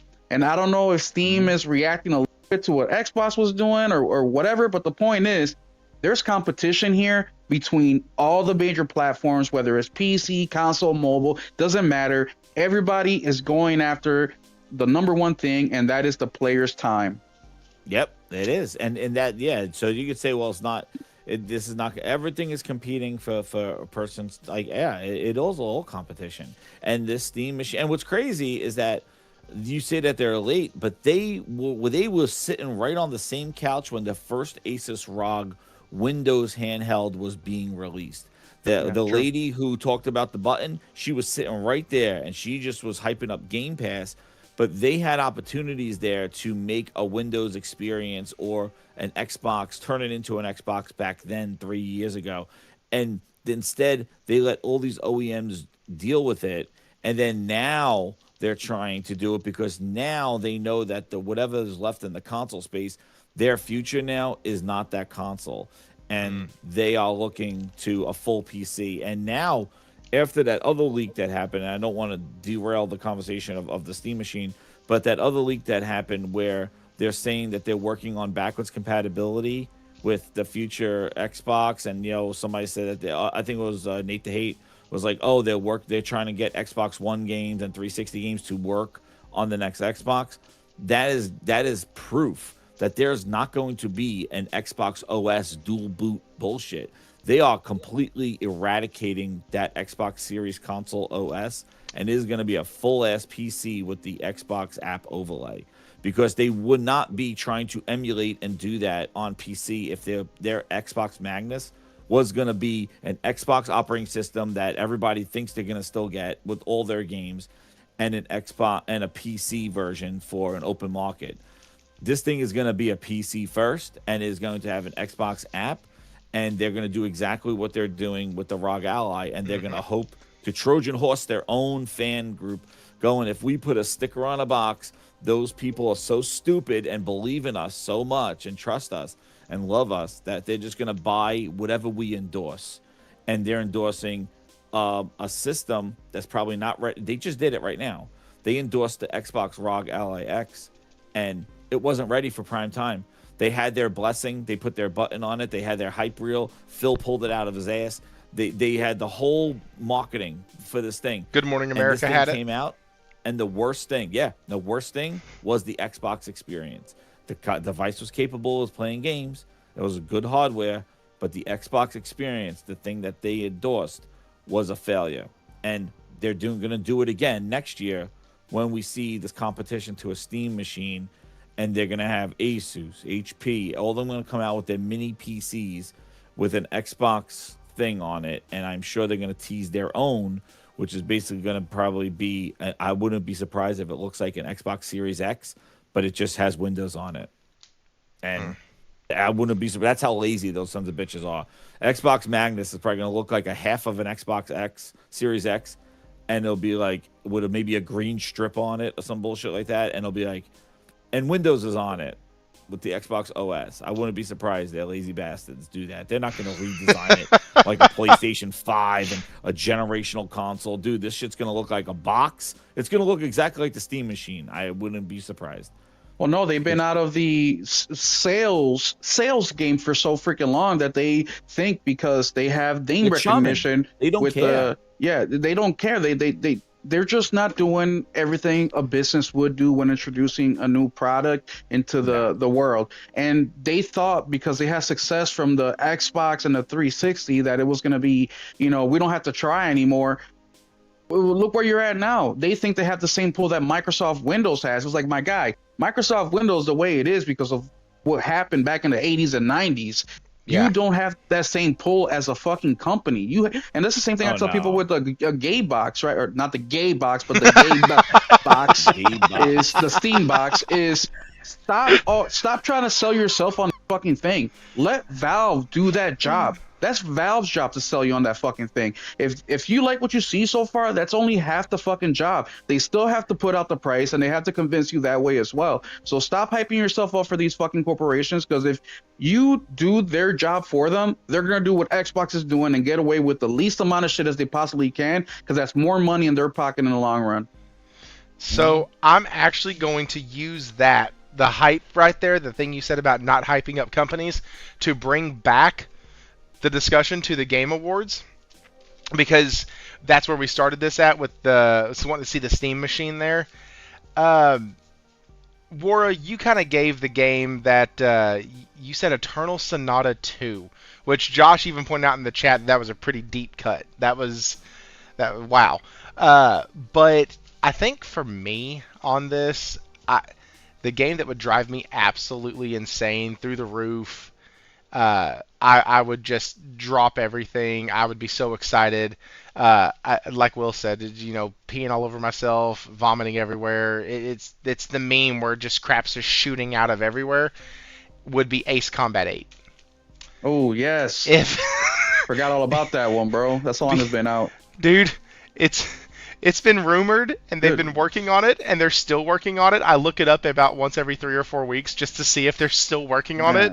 And the last updates we get, they're still doing great. They've been working on it, and so I need that series something. Is solid. And Ace Combat 7 was their highest selling Ace Combat. So for people that are saying, "Oh, that game is dead," because I have seen some people just because they don't want to play it. It's like the same thing. Fortnite, yeah, you don't play it, but millions of people do. Same thing with Ace Combat. You may not be interested in it, but it is a big seller, man. I mean, I consider Ace Combat to be the GT7 of the flying world. So outside of a sim. You talked about how people say it's dead. When Maverick released, the movie Top Gun Maverick, yeah. Ace Combat 7 had been out for what, 5 years at that point, and it got a freaking DLC with the Maverick skins for the airplanes. Like that they don't. And it reached top 20. I think it was a top 20 list or top 50 list of best-selling games of the month too. Yes, like that doesn't happen if you're a dead game. I'm just. And I need that franchise, and they haven't shut down the studio. Project Aces is still working on it, and we have heard nothing. Now, the games Go ahead. Sorry. I was just going to say, I just heard that Jeff Keighley actually invited the president. Are you... Well, like President Trump? The president of who? Yeah. The president of what? Donald Why? States? Is he a gamer? Well, he His said no, and then he heard Miss Piggy was there, and then he goes, "I'm going to come." Oh, God. Jeez, Wara. So, anyways, I swear to God, you better be a fucking gamer if he's gonna be there. That was a terrible setup. If he did show up and he was on stage and then someone tried to get on the stage, and the amount of tackling that would happen, oh man, this is the best. This is the best game. The game that's gonna come out is the best game, and I know all about games. I know the best games in the world are made by the best people, and we have some of the best people over here. Hang on, let me finish. Don't laugh at me. Do not laugh at me. Let me finish. Let me finish. We have some of the best games in the world right here on this very, very stage, presented by Smuggling Grapes, Jeff Keighley himself. It's wonderful. Yeah, he's gonna walk up the gym and be like, "You're gay." You're gay. These people won't even talk about Hogwarts Legacy after they sold 35 million copies. You think they're gonna bring fucking President Trump in there? Hell nah. Exactly. So, exactly. The two games, the other game that I'm looking forward to that actually does have a bit of traction, because somebody did some sleuthing and found that there are two trailers privated, or two videos privated on the Square Enix page. And I'm a shill. I can't help it. I need Final Fantasy VII Rebirth, Remake, 3, whatever the hell it's going to be called. Somebody has it as Revengeance, which sounds interesting, but Anyways, that and yeah, there's Wait, Thrifty, what was the time difference between Final Fantasy VII and then Rebirth? Like how many years in between those two? 4, I believe. And we are what, 4.5? 2 years away from Rebirth? Rebirth came out 2 years ago? Yeah, but they said that the next one was supposed to come out a little quicker because they already have almost all of the assets done. They don't have to redo assets. Oh, they're not starting from the ground up, basically. Well, no, because even by the time you got to disc 3 on the original, you'd already seen, I think, all of the map at that point. Because it ends you at the City of Ancients, and then disc 3 happens. And disc 3 starts you going over to the crater, I believe. Hey, I'm all with it, man. Reusing assets? Fuck yeah. Everybody should be doing that. Well, I mean, in sequels, that's just kind of what happens. You already have the base, which is another reason why games should not take nearly as long as they do. Because that's a Naughty Dog. Yeah, like I said, that we're gonna have to figure out what Neil Druckmann is doing with his life. But that's kind of what I'm wanting. Ace Combat 8. I already know what PlayStation is doing next year. I don't really. Anything that we see from them, I think, is going to be a 2027 release, so they can wait a little bit, in my opinion. I don't want to see a game 18, 24 months out. I'd rather just get maybe another sizzle reel of Saros. Oh, I want to see, speaking of Saros, I want to see what the hell the statue is about. I'm not going to lie. I'm hooked on this shit. I want to see it. I've watched it. The Divinity Sin or whatever like that was. Oh, they've from the studio that made Baldur's Gate. They're making the Divine Sin or so they've said what it is.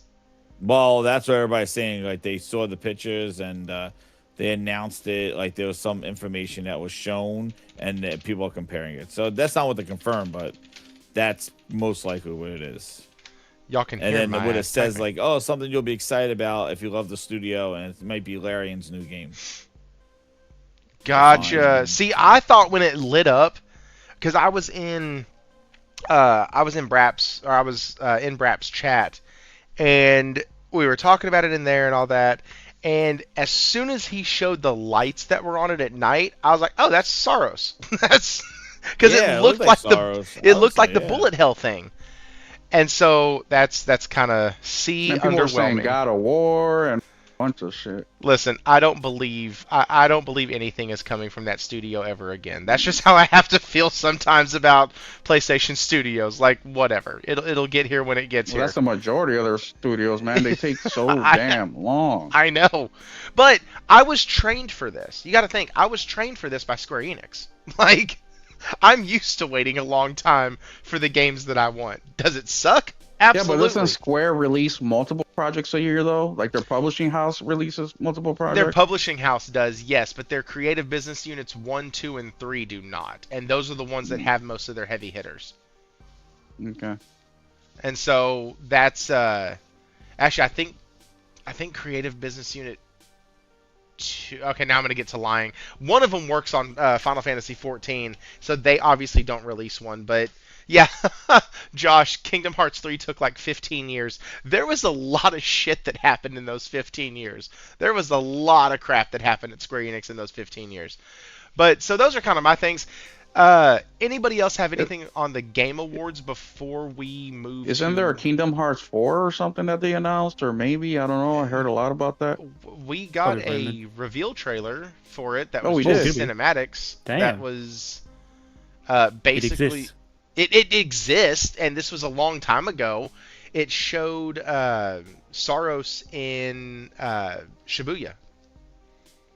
And... Noise. Go ahead. Hello? Who's going? Oh, I thought you said something. I'm sorry. Oh, no, I never said a word. Sorry, I did say Saros. I'm sorry, Josh. They're so lucky that the internet did not exist in the 90s. And dude! Dude, I'm playing Total Recall on the NES, and he's jumping, fighting rats, and people throwing grenades at, like, dude, it has nothing to do with the game. Nothing to do with the movie. And then when he dies, he goes, "I'll be back." And then Cohagen goes, "You've been terminated." I'm like, wait, he never said he'd been terminated in Total Recall. He's like, your game has been terminated. I'm like, Cohagen, why would he say that? He never said that in the Total Recall. It's Total Recall Terminator Edition.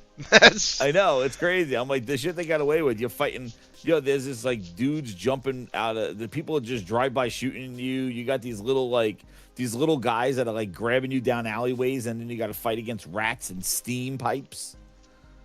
Like, what the hell, man? If there was internet back then, we'll be like, who? What? This has nothing to do with the movie. This game sucks. What are you We doing? got blasted. It sucks. Terminator Recall, that's right. All right, so we have time for Terminator one. does come out tomorrow, though. We the got time 2D for one. one more topic. Let's do PlayStation. Oh, finally! Yeah. It comes out or the trailer? No, the game comes out tomorrow, Thursday. Oh my God, it got delayed. How many times that freaking game got delayed? 3 times. Jeez. Which game? Terminator, 2D Terminator. Oh, okay. Yeah.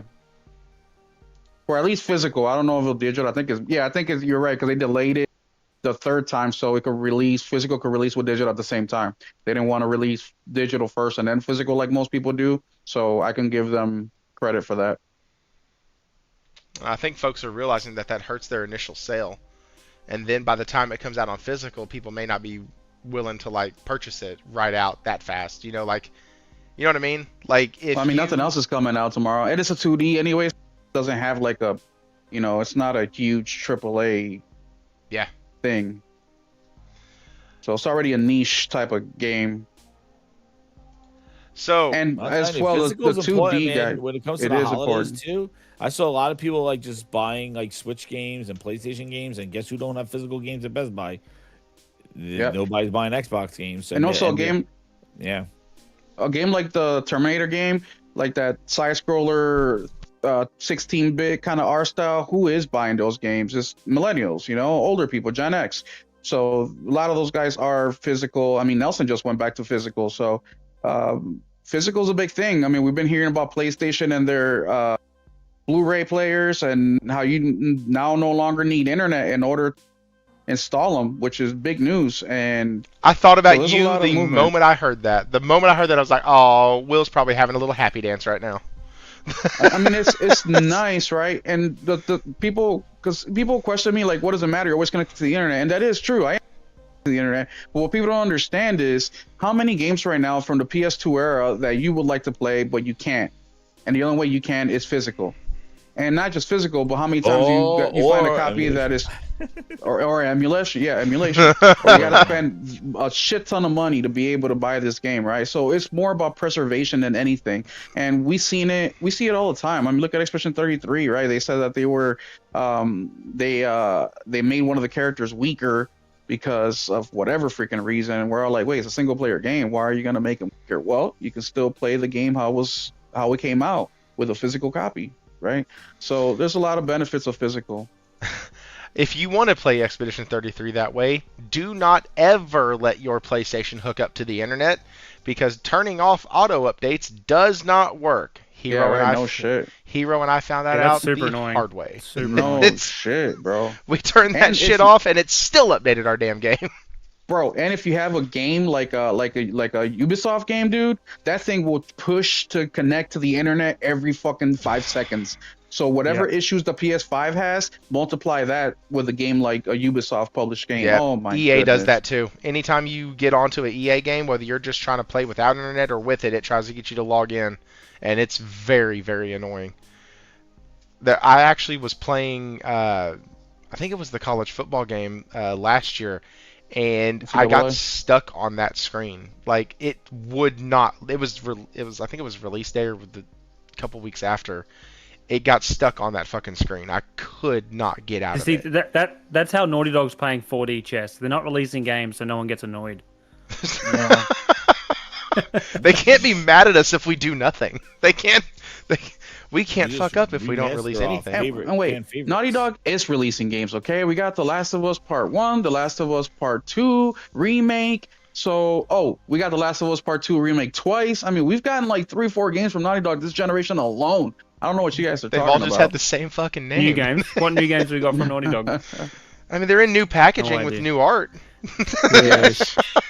And they bundled together too. You didn't have a bundle copy. They bundled something. That bundle pack really had me. It sold out though. It sold the fuck out. What was the telling sales you. numbers? What was the sales numbers? Like that's like saying that the ROG LAX, like you got to be consistent. If Yeah. we're saying matter. that that's selling, it doesn't mean anything. Then It don't because matter. it was a People low, were still wanting Yeah. it, and they kept selling out. Shit, you can't get it right now. You can get a copy on eBay for like $200. The fire. Hey, What was listen, the total, but what was but the total sales numbers though? Like it could have sold 100,000 copies. That doesn't mean there's high demand for it. Yeah, it means there's low 100,000 copies at availability. $60 is still a shit ton of money for doing literally Well, nothing yeah, but but- packaging two games together. I'm actually Oh about no, to I side. get that. I get that. It's just like companies can do heaps of things. Does that mean it's good? Does that mean it's good for consumers? Well, I Is that didn't what we're saying initiate. now? I didn't insinuate it was good. You thought that by saying that. So that's a question you got to ask yourself. Yeah, but what I'm saying is like Naughty Dog hasn't released any new games. Fuck no, they haven't. That's been one of Oh, our yeah. well, my biggest complaint forever, and not just Naughty Dog. I mean, a lot of the studios. Look at the people who made damn, I always forget their fucking name. The motorcycle Studio zombie Bend. game. Ben Studios. Like, Bond, yeah, Studio. where Oh. where the? It's been what, 8 2017? years? Yeah, it's crazy. Yeah, that Yeah, one it's makes wild. me scratch my It's head. wild Like, what a low Metacritic yeah. score does to a Sony studio. Dude, that's wild. Yeah, that's another thing too. They rely so much on that Metacritic that they're Yeah, willing it's silly. to fuck up a whole studio's, release, work flow Yeah. for a freaking a couple few point differences. And Blue Point's been taking a long time. It did Blue Demon Point? Souls at launch, but like, yeah, it's 2020. Yeah, they. So that's the thing. So PlayStation has said they want one tentpole IP every year. Well, next year we have the number one tentpole is Wolverine, the secondary tentpole is Saros, and the tertiary is Marvel Tokon. Which Marvel Tokon isn't a full-on exclusive because it's going to be over on PC as well. So, like, what does that mean that everything else, anything new from Naughty Dog, anything new from Santa Monica, those are all now at least pushed back to 27? Oh, I think so. I think so. I don't. Why would they publish? I mean, fuck. Last year they went just publishing one game, or I mean, they published two, but from a first-party studio, just one. They have no qualms with it. They'll push Corey, it out of the way. Sorry, Corey, when did I say bring back old games? I know that I definitely agree 100% with Will doing his worrying about game preservation, which I 100% back. No, I don't. 1000%.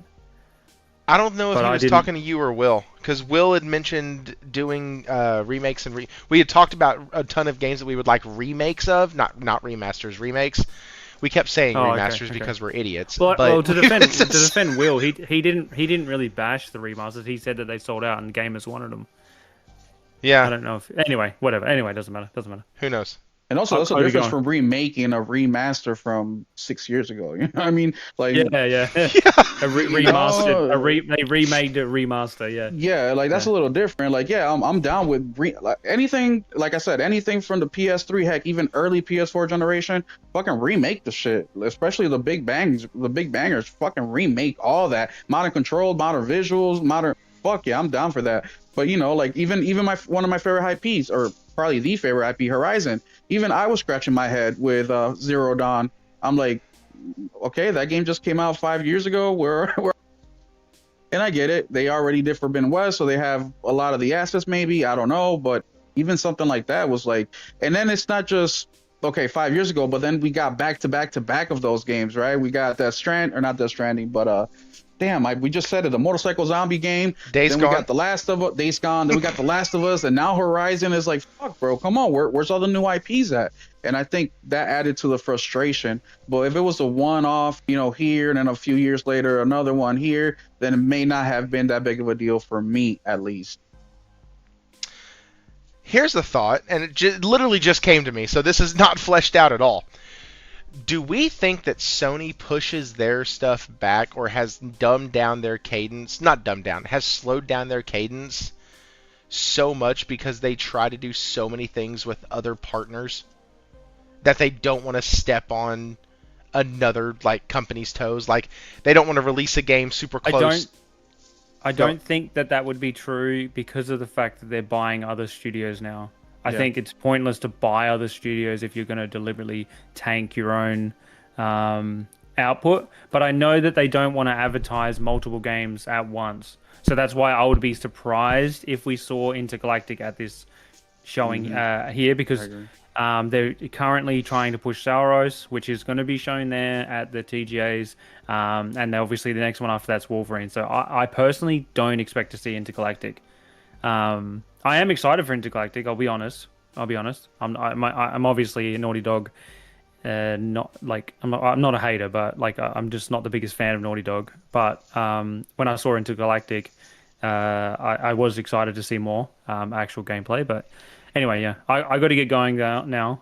Thanks for letting me drop in, guys. All the best with the rest of the chat. All right, I'll be listening. I just got to go pick up the twins from school. So yeah, man.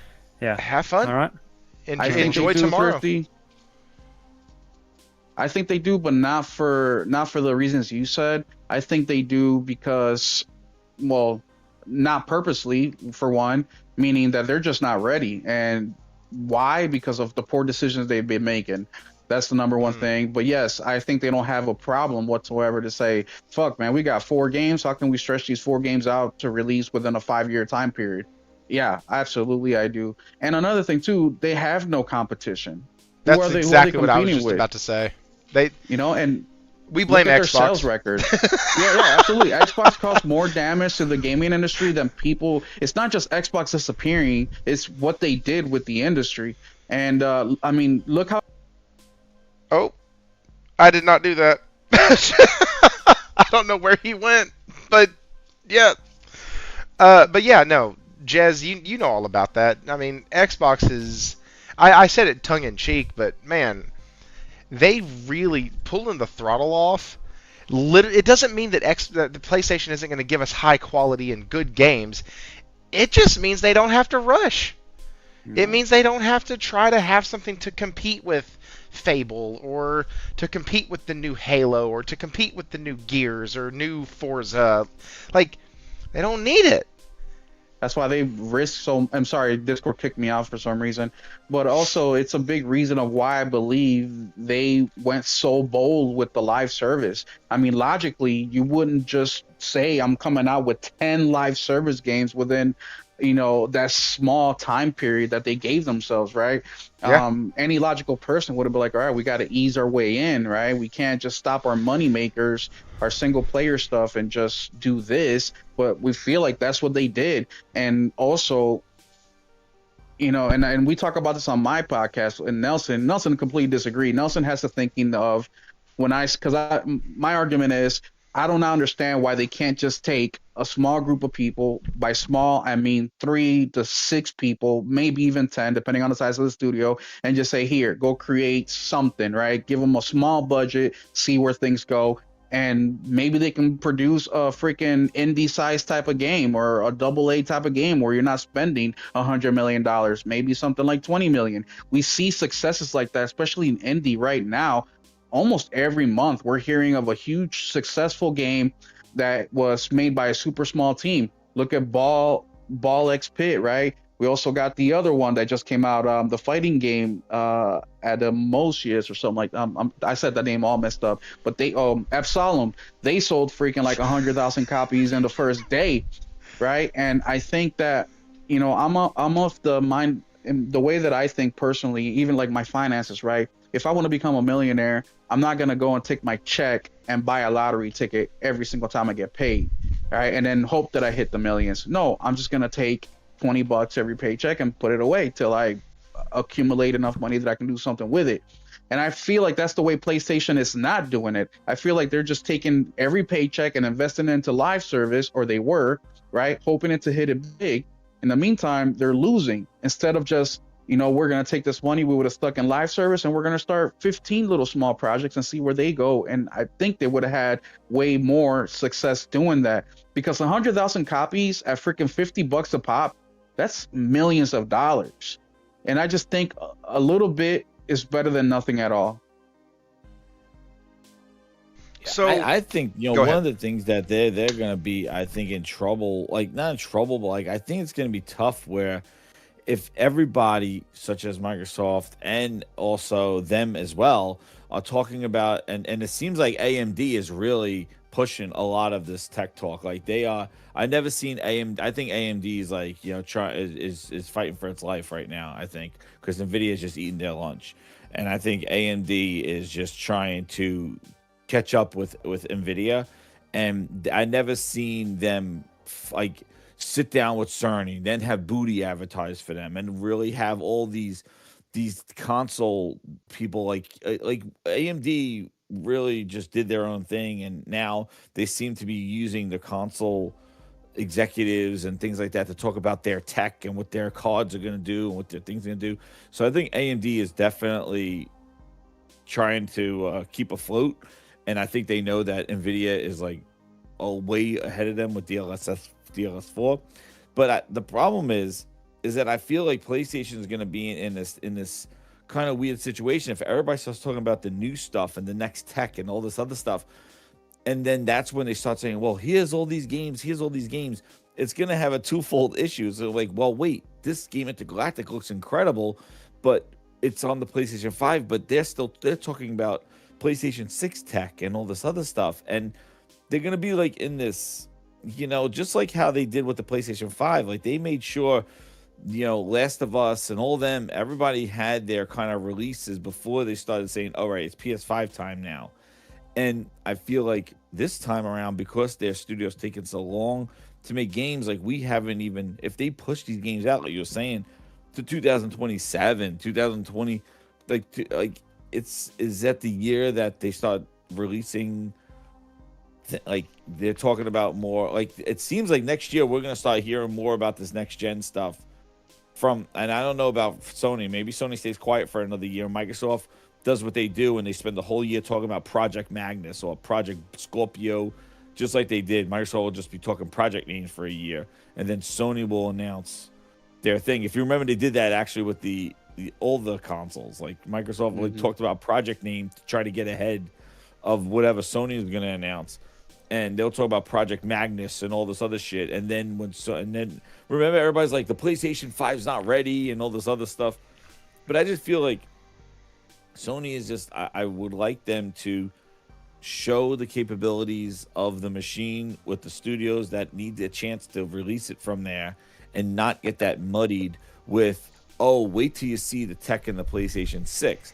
Does it make these games look better and all this other stuff? And I just, like, you don't want to be announcing new console while you're still trying to finally get the big games that spent so many years out the door to your PlayStation 5. Because, you know, as soon as you start talking PlayStation 6, your PlayStation 5 sales may start people like, oh, I'll hold off, I'll just wait for the 6, you know?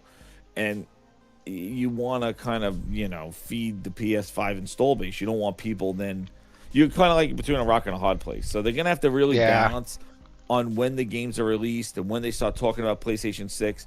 I think it's too friggin' early. I'm getting pissed off that everybody's talking about these next generation bullshit. Like I like Cerny sitting there talking, them talking about the future, and I don't know if it's AMD like tapping them on the shoulder going, bitch, start talking about this now because we need our stock.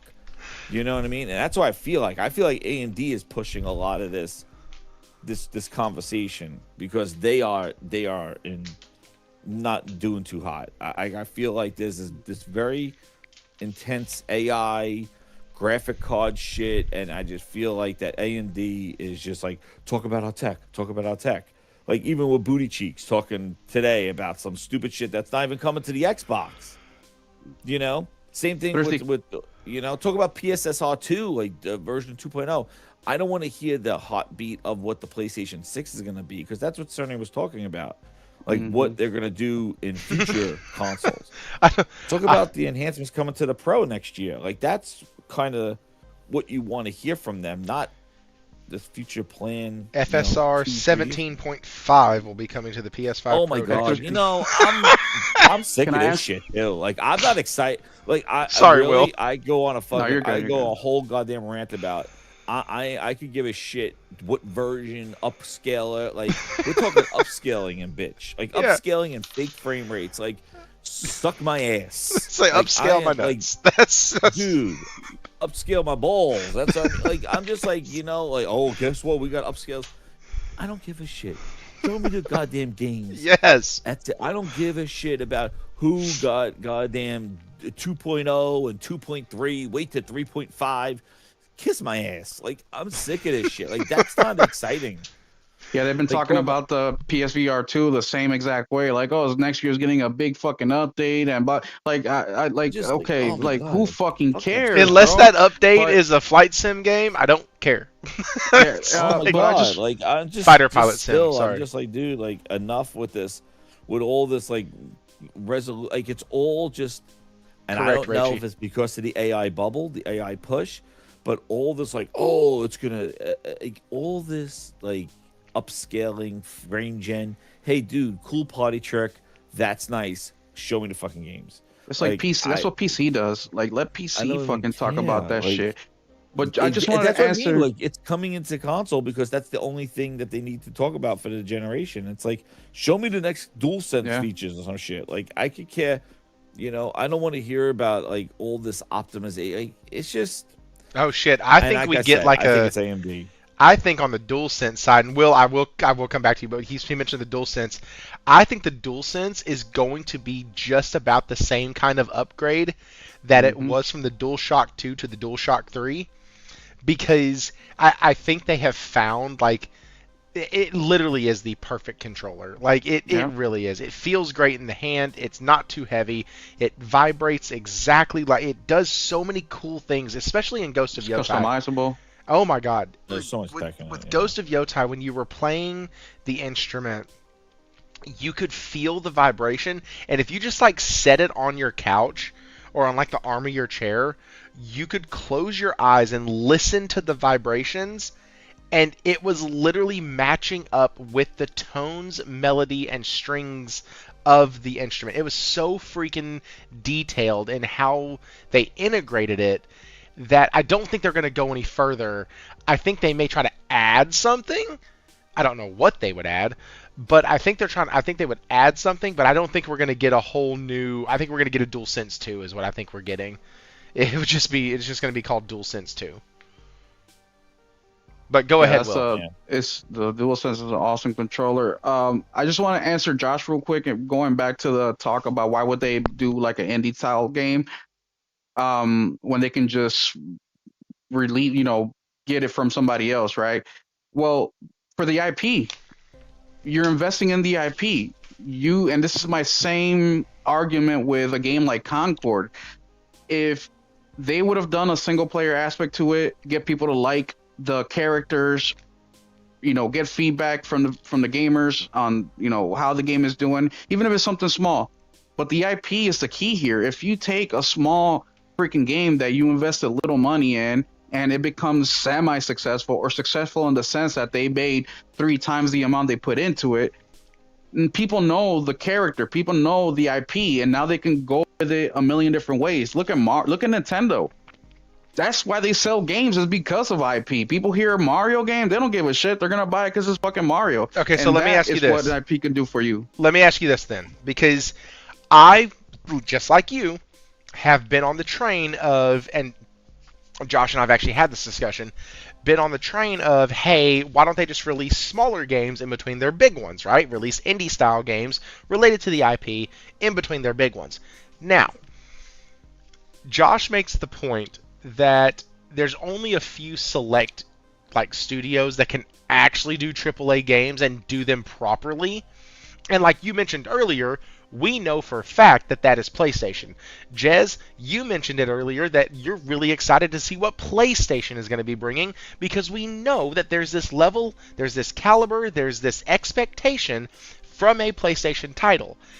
I don't necessarily believe, and once again, this is after several conversations with Josh, I don't necessarily believe anymore that taking those studios' focuses away from working on the AAA experiences to get them to do smaller titles is actually what I want. Now, I will say this, like Josh just said, having Sony make a deal with another studio to make a game based on the IP they own, the smaller indie game that they can collaborate with. You know, I'm thinking types of like Helldivers, bad example, but Lego Horizon, which I say bad example. Hell, my youngest son loves that fucking game. He gets to play quote unquote daddy's game on the PlayStation with Lego characters. What you're saying, the conversation you had with Josh, that creates a whole set of problems, a big set of problems. Because number one, if PlayStation stays what they're doing right now, right, where the studios that do the AAA stuff continue to do the AAA stuff, based on the way that we've been going so far, time is only extending. So now the games are going to come out instead of every 5 years, every 7 years by the PS6, instead of every 7 years by the PS6, every 10 years by the PS7. So that's number one. Number two, you're just staying at the same size. And outside of, I don't even know of a brand new IP that PlayStation did that was a super smash hit. Ghost of Tsushima, I think, was the last one that we've seen from PlayStation. That was like a super, I can't think of anything else. PlayStation is still running off Uncharted, GT, God of War, Horizon is a big one from 2017 that's new. But like, are you just going to stick with those IPs and keep coming out with sequels? Like, so there's a lot of things that go into just, let them do what they do.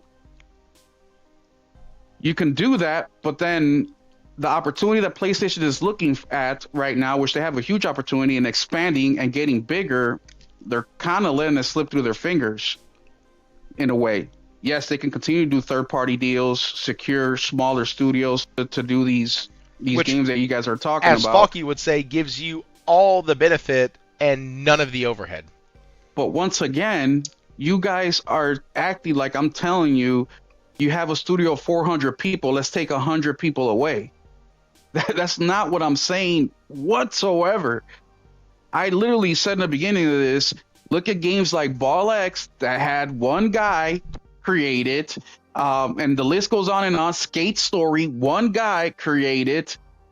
Take 3 to 5 people, fucking brand new guys that are learning the craft. Stick them in a freaking room, let them be creative, and just craft ideas up, and maybe you can get something out of it that literally costs you nothing, but you gain a shit ton of experience for those people so they can come on board and work. I mean, what's one of the biggest expenses PlayStation had, not last year, but the year before? The purchase of Bungie. And out of that purchase, a third of the fucking money went to employee retention. So obviously they think that's a very valuable thing, and I agree, and they should. But then at the same time, it's like, look at their release, especially how much profit they can make off these games. I mean, PlayStation's only making what, 3, 5, 6, 7%? Like, so it's just, are you going to continue to do what you're doing, or are you going to take advantage of what is happening in the industry and trying to Xbox guys, why aren't you fighting to get those guys over to PlayStation? You're losing them to PC. So you want to go to PC now? You want to lose hardware sales, right? Like, I don't understand. I don't know. I'm just saying, let's try something a little bit different because it's taking longer and longer and longer to create games. I mean, fuck, my son was 1 year old when Horizon Forbidden West came out. By the time the next one comes out, he's going to be a teenager. You know what I mean? Yeah. In the 360 era, that was a trilogy you would get in 4 or 5 years. And I know we're never going to get that again at that level, but I think that there is room and opportunity to do different things than what they're currently doing right now. That's all I'm saying. I'm not saying take a third of a studio to create a small game. That's not what I'm saying. I'm saying you can get a type of game like Ball X out there with a super, super small team of people, 3 to 5 people. So let me ask you this: do you think that diminishes the IP? And this is a real question. Do you think No. that? And I'm not arguing. Like I good. said, this was just off the top of my head type stuff. But like, do you think it diminishes Look the at IP? Square Enix. Yeah, look at Square. Okay, yeah, let's look at Square Enix. Square Enix just had a 14% shareholder look at them and say, hey, y'all need to get your shit together because we're pissed off that our return on investment sucks because of everything that y'all been doing has been shitting the Xbox bed didn't lately. save them? And so, like, what? You mean putting their games on Xbox? Yeah, as a matter of fact, that's one of the freaking topics for tonight. Well, it was. We're not quite there now. But it was one of the topics for tonight about Square Enix and the stuff that they're doing, and the fact that their shareholder 3D something or another said that listen, you need to make decisive and quick implement quick and decisive changes because what you're doing right now is not working. Now, this is on the heels. This was on the 9th. This was on the heels of people finding that there were 2 trailers and blah, blah, blah, and all that. But, like, they need to come out swinging because the shit they're doing, the smaller titles are well and good, but they're not holding up the company anymore. And go check out Final Fantasy Union's video on the state of Square, like, now. They released it, I'd say a few days ago. And really good video, and it talks about a lot of this. Every single time that Square Enix has come back from the brink of financial ruin is because they've been able to get a new leader in who's able to find a new market. Well, now there is no new market. There's not really a new place that they can go. And they go in more depth on it and explain it a lot better than I'm doing right now. But essentially, they don't have a spot. They tried to go into NFTs during the last guy's tenure. That didn't work. They tried to go heavy into AI early on in the new guy's tenure. That didn't work. Now they're backing off of that. There's not really a new place for them to go.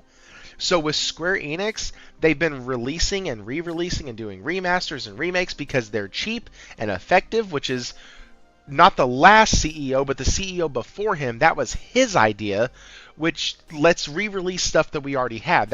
And let's reuse a lot of assets. That's how we got 13, 13.2, 13.3. That's how we got Final Fantasy X-2. That's how we got a ton of the spin-off games. All of those came because they were trying to do exactly, or all those have come now because they're trying to do exactly what you're talking about, and it's still not working. So if we look at Square Enix as the model being another Japanese publisher and all that, then it doesn't look good if they go that route. But you're taking all the negative things that Square is doing wrong and applying it to that. How about we take all the good things that Square has done and apply it to that? Why are we dismissing the last 40, 50 years of video game business and just throwing it out the window like it's starting over again and they're experimenting with something new? Oh, I'm not. We're not doing that. If you look at their business over the last 30 years, they have been literally on the brink of disaster in almost every single console generation, sometimes multiple times in that generation. They almost had to shut their doors, and if FF15 wouldn't have done what it did, they would have been completely in the red and would have had to make significant cuts in order to keep their doors open. Yes, but with Square, it's the big AAA stuff that's been the problem for them. PlayStation, that's their strength. So, you know what I'm saying? Like, I understand what you guys are saying, and we don't want to risk what PlayStation has going on right now with their AAA games, right? It's very, actually, I'm gonna be straight up. There's nowhere in the industry that I can go and say these games are polished, technicality is fucking through the roof. You know what I mean? Like, I don't know anywhere else I can go get a game like that. There's always an issue in almost every single publisher, developer out there with big games. It's something. So I don't want to water that down. But once again, Thrifty, how many people work at your job? About 330. 330. When you hurt yourself and you couldn't go to work, did your business collapse? Hell no. Now let me ask you this. I did. 5. Well, yeah, you did personally. I get that, and that sucks. But let's say tomorrow you have 5 hardcore gamers, and they say, you know what, we're not going to go to work tomorrow. Let's all call in. Will your business collapse? No. That's what I'm saying. 5 dudes out of 300 isn't gonna really affect much. What? Maybe one guy has to work an extra hour. You divide that up between 10 people. Everybody's got to work an extra 30 minutes or so to make up the difference. Come on, bro. We're talking minuscule differences. You guys are acting like if you take 5 people away, one from each department, that is no. Look at Microsoft. They laid off 30 million people and they're still publishing games. Listen, Like I just don't. according to it's not Satya, they're about to be laying off a hell of a lot more. A hell lot more. Yeah. I Oh know, my that's God, unfortunate. Jez, you better have a Bloody Valentine's episode ready for part 3. Like we need, we need Texas Chainsaw Microsoft. Like, Yo, he is, and he's ready. so All I'm saying is let's try something a little bit different to push things forward. And look, they may be, I don't know, I don't work there, but I'm just saying based on results, based on what I'm seeing over here, I have to wait. And we named 3 games that are coming out in 2026, right? Marvel doesn't have a date, but I think they said 2026 already, right? They said yeah, sometime that in game. 2026. Listen, if you've played that game, and I know all 3 of us have, that fucking game, it's ready. Maybe a little bit of balancing, and even I probably won't be playing much of it. Just being honest, the fact that I you can think get TOCOM trapped. will be in the summertime. Honestly, that's when I think it'll be out. The Summertime. fact you can get trapped in animations on that thing and literally can get combo killed with not being able to respond at all is vitally annoying, and I suck too bad to be able to be the one to do that. But the game is great. Like, the art style, the direction, the over-the-top nature of it, the Marvel Capcom feel. What's up, Henzo? The over-the-top Capcom feel of the game, Marvel vs. Capcom feel. It's wonderful. It brings back all the feels of nostalgia. The arcade landing spot where, like, the playground arcade area, so fucking cool. Loved it the first time I saw it. It was so great. I enjoy the game a lot. Playing against the computer even on level 4, I enjoy the game. When I play against people, I suck. So, but yeah, we have that game coming out next year. That's cool, but that's done by Arc System Works. They're releasing another game next year. I think it's next year that the other one's coming out. But like, what in a year where 13,000 games are coming out? More than that. Right. So 18. 18, 13, 20. Mm-hmm. Wouldn't you rather be one of the 100 games that come out that are AAA, that are top tier, that are amazing, instead of being one of the 17,900? Earlier in the show, we literally talked about how you're a Square Enix show. Warwana said he's a Naughty Dog show. Yeah. Now all of a sudden we're dismissing that. No, Now all not of a sudden dismissing. they don't have power. So No. if Naughty Dog came out tomorrow and said, "Hey guys, we're still working on Galactic, but you know what? We've had Bob and Julie in the back corner for the last year working on a small game. We're gonna put out there. It's only $10. Let us know what you guys think." You telling me that game wouldn't sell like fucking hotcakes? Just off the Naughty Dog name alone, have that Naughty Dog in the paw slapped in the fucking front of it. And if it comes out and it's indie jank, or and it comes out and it's indie slop, what did you just do to Naughty Dog But do you think it will branding? be? Do you think that the head of Naughty Dog is gonna see that game and say, "Yeah, let's put it out there for $10"? No, there's quality control because it's PlayStation, right? So that's what I'm saying. It's But like, then the cost goes up to $20 or 30 or 40. okay, I'm just using examples here. Well, it I could know, be a but freaking this 2-hour little thing. What is The point is, you said it's gonna diminish the console. I said no, it the fuck could. it's not. Look at EA producing the same games every single year. Does it diminish it? No, they keep increasing in value. And yeah, it could. A lot of things could happen. I mean, the next Intergalactic could suck ass, and guess what? If it sucks ass, that studio might be done. that'd So be a are we gonna weird put feeling. all eggs in a basket? Where okay, let's just stick doing what we're doing. Let's just produce another Ghost of Tsushima, produce another freaking Naughty Dog game. Let's produce, and then it fails. 300 million gone. Now you got nothing to stand with except your old IP. But to redo that's going to take you 8 years to put out another game to recoup that money.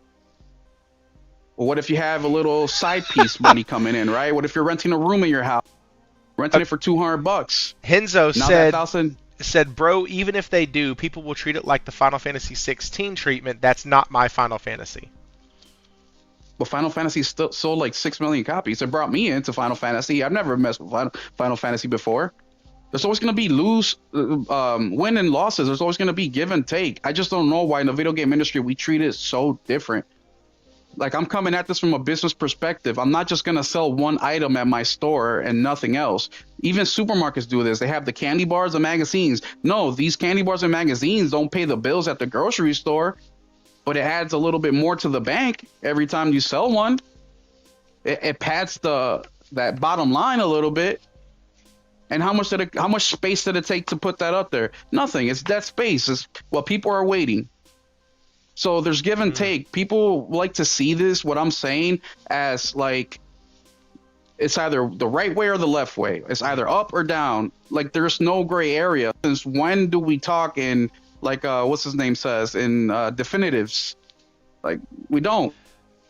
That's all I'm saying is we should be a little bit more flexible, a little bit more not so rigid. And it's about more games. Who the hell doesn't want more games? So, Josh said, you're right, but publishing is easier and cheaper. In other words, partnering is easier and cheaper. And we've beat that dead horse on this channel many times. Absolutely. But once again, PlayStation can publish 1 million different games. We get that. But look what they just published this year that didn't hit. Lost Soul Aside. Absolutely, Mirko. Did that diminish the PlayStation 5 brand? You know what I mean? So it's like, yeah, publishing is way easier, but when it comes in-house, we know it's got that PlayStation seal of quality.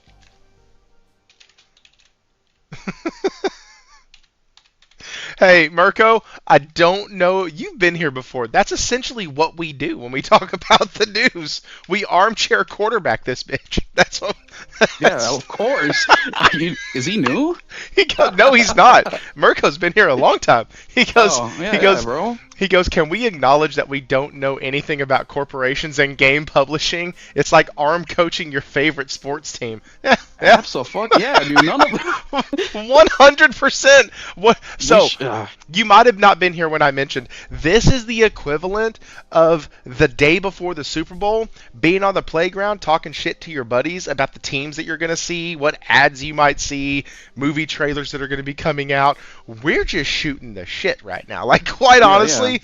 Typically, this is more of a news-based show where I break down articles and we talk about them and we give our thoughts on where what it means and all that. Fuck that. This show tonight is just a fun. I have 5 articles pulled up right now, and I think all 5 of them are going to end up being the next 5 videos for the channel because we haven't covered a single one of them tonight.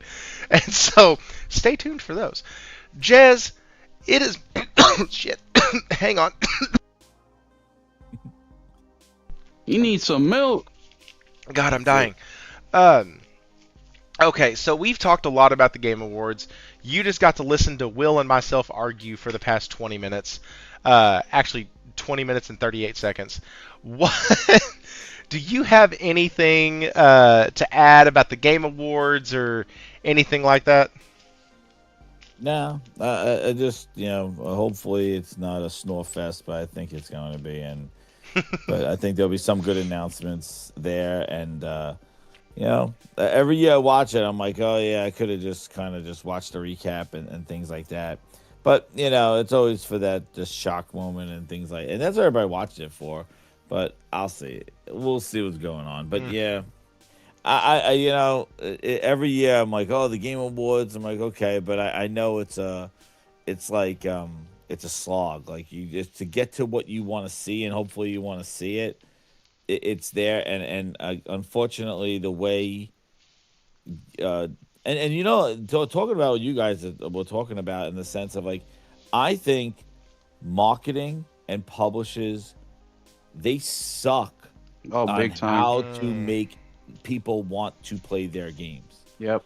They do not know how to show their games. They say the raw stupid shit on social media that could ruin things. Like they do not know I don't know why they do what they do, but I don't know who's telling him, but they're not talking to gamers. I think we've seen a huge disconnect between how publishers and marketing for games could just be a disaster, and we see it more often than anything. Like, I'm like, having a dev sit there and talk about it and not show their game, stop it. You know what I mean? Like, no. And this goes for everybody. Like, it does not work. Show gameplay. Well, no, here's a CGI video, or here's a render of what we want it to look like, and do that. You better come close to it, because Downgrade City is coming. And do not, like, I just roll my eyes on, like, how just incompetent the marketing is with games to get people excited about their game. They're like, we're excited to show you, and then they show you something, and you're like, what the fuck was that?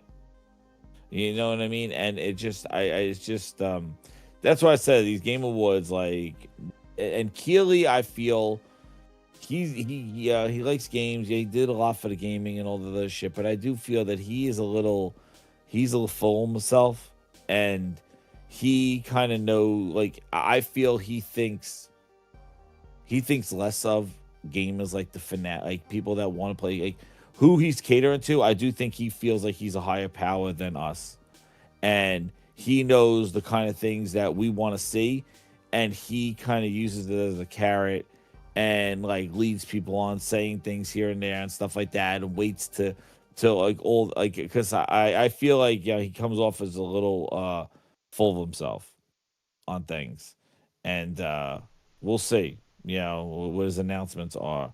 Hopefully it's something substantial. I think, you know, they gotta show something, man. Like, we gotta see some stuff. But again, another problem, big GTA 6 now sitting in November, and maybe some of these studios come out and just throw all early release dates just to say something, to get out there, and you know, because I wouldn't want to be releasing next fall, I'll tell you that. No. But we will see. No. Yeah, we'll see. I don't even know if that game's going to release next fall anyways. Will, what? Yeah, I don't even know either. Like, it is absolutely ridiculous what they've been doing with that game, and the delays and stuff, like full years. You know, why would they even just do May a year before it released, and then delay it, and then do it like a year later? I don't know.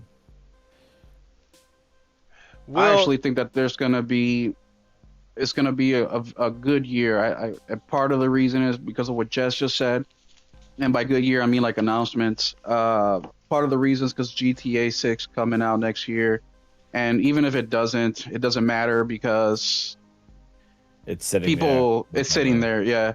And I think that's gonna push some games over to 2026.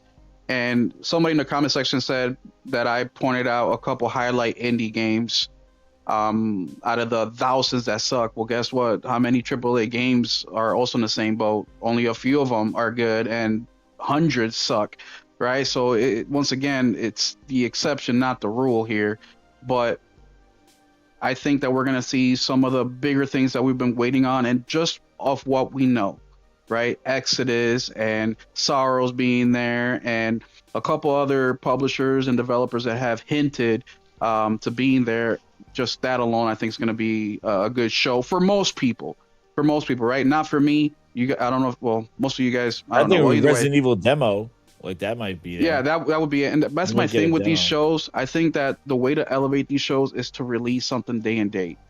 You know, whether it's a demo, whether it's beta. A freaking beta, anything. I think that's the number one way to elevate these shows. And also I like to see new things. I don't like to, like, I'm not excited for Sorrows at all. Meaning, I'm not excited to see it in the show tomorrow. I saw enough for Sorrows. I already saw it. Yeah. Everybody I've talked to either wants it or don't, and that's it. And one of there's online in it.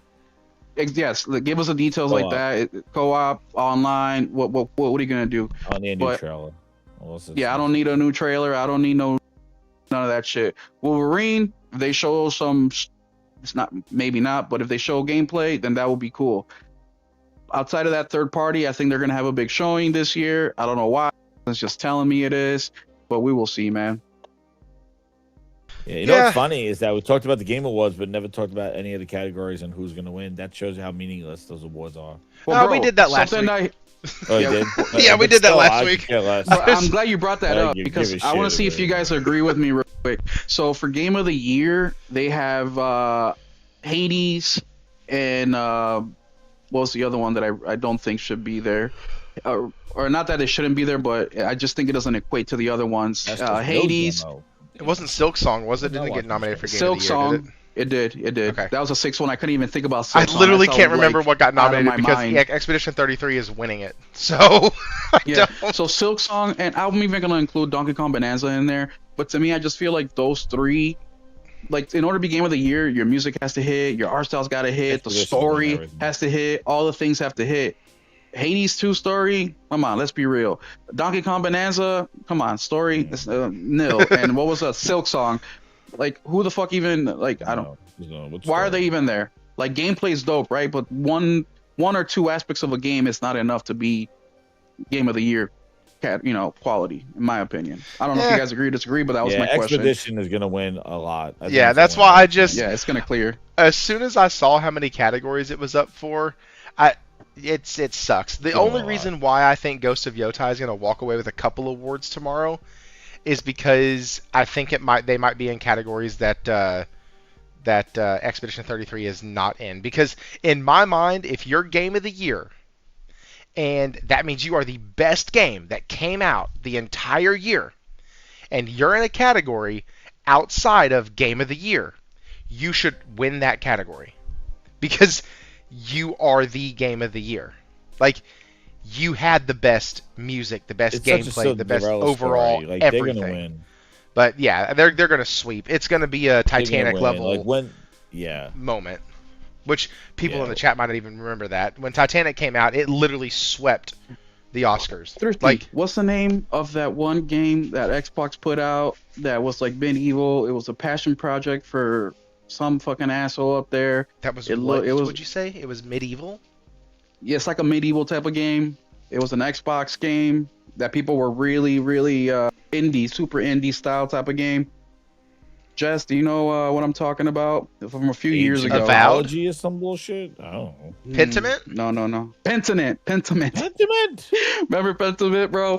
So that Oh my game God. got so much like free advertisement, really, right? Because they're where the fuck is Halo and Gears and Pentiment? The fact that people were, get you know, Pentiment. yeah, you get Pentiment, but you know what? That fucking game's so really fucking right. And I'm sorry, I'm still stuck on this whole fucking little small party thing because that's where marketing can really come in. And Jess is right. And these fucking guys, I honestly think in order to work in the video game industry, I'm not saying you got to be a hardcore gamer, but you have to at least beat one fucking game. I don't care if it's Cat Quest or a game where you just push X all the time. Like, I just feel like you need to be, because some of these dudes are so out of touch with what gamers even want and what appeals to gamers.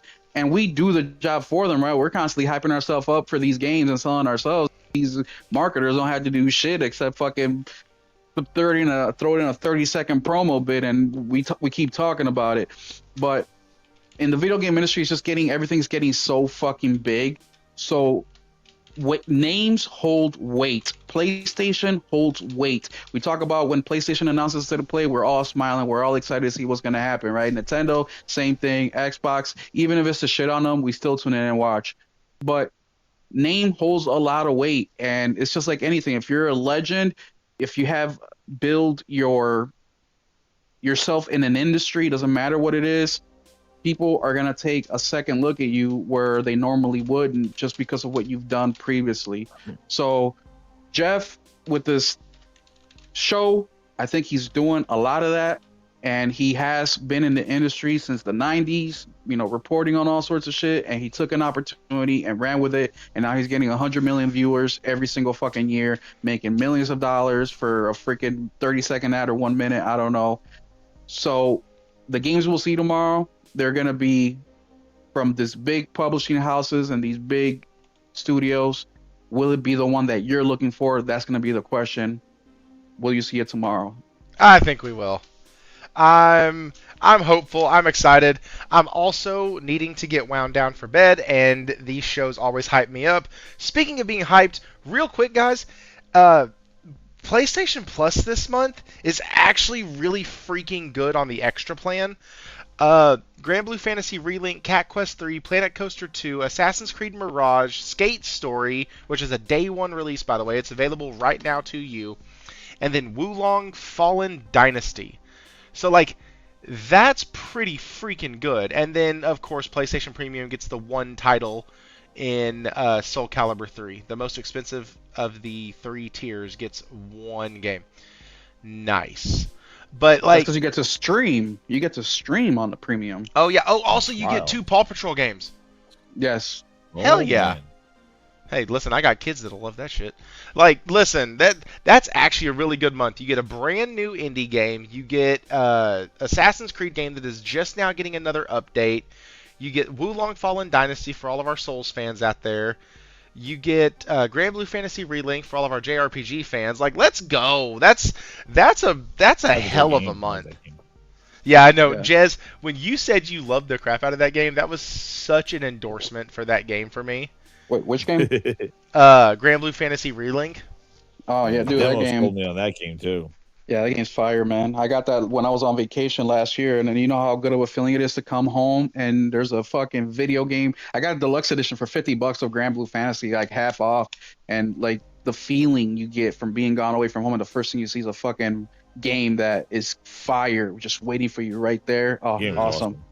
So, speaking of games, and this one is online or has some multiplayer aspects to it and stuff like that, so it reminded me of this. Here in a couple weeks, here in actually about 15 days, we will have 2 PS5s in the house. So I'm going to need somebody who already has 2 PS5s. Damn, you're rich. Shit, Christmas present for the boys.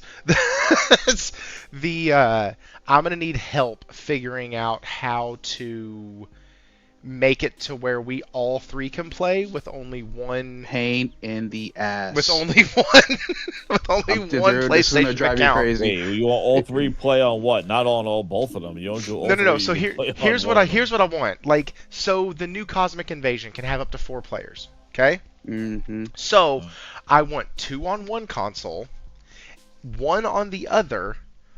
All of us playing together with only one PlayStation Plus account. So the way you do it real quick is you make one PlayStation the primary, right? And then on the second PlayStation, they gotta log in your account to download whatever game is in your library. Then they can go back out into their account and then play the games. So that's what Josh, you have to do. He wants to play online though. You're not gonna be playing 2. Yeah, no, you can. You can. Yeah.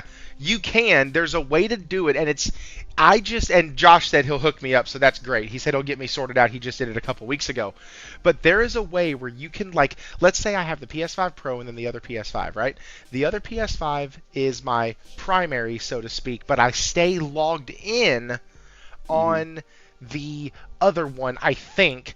And you don't even got to stay logged in. You can just, as soon as you log out of that other, the only reason you got to stay logged in your account is to download any of the games that you have in your library that are not installed on the console. That's it. As long as it's installed on the console, anybody who has an account on the PlayStation, and what I mean account is a profile, anybody who's got a profile on that PlayStation can access that game. But let's say you're not logged in and your kid goes in. If I log in on the other PlayStation, then do I still have access to download those other games? As long as that's the primary PlayStation, Yes. Okay. So, for example, when my kid wants to play a game, I go in there, I hop in my account, I download whatever game from my library, I log out, he goes back in his account. Even like Helldivers, right? I'll be playing, I want to play with him. I will go in his room, log into my profile, start the download, get out of my profile, he gets on his, and then we play together online. But how he doesn't need PS on Plus. The second PlayStation. That is a second PlayStation. Are you getting 3? No. Just just 2. God no. Just 2, right? Just 1. Yeah. We're gonna have the PlayStation Pro and then the other one. Mm-hmm. Yeah, because it's not like Nintendo. See, Nintendo, no, that doesn't fly.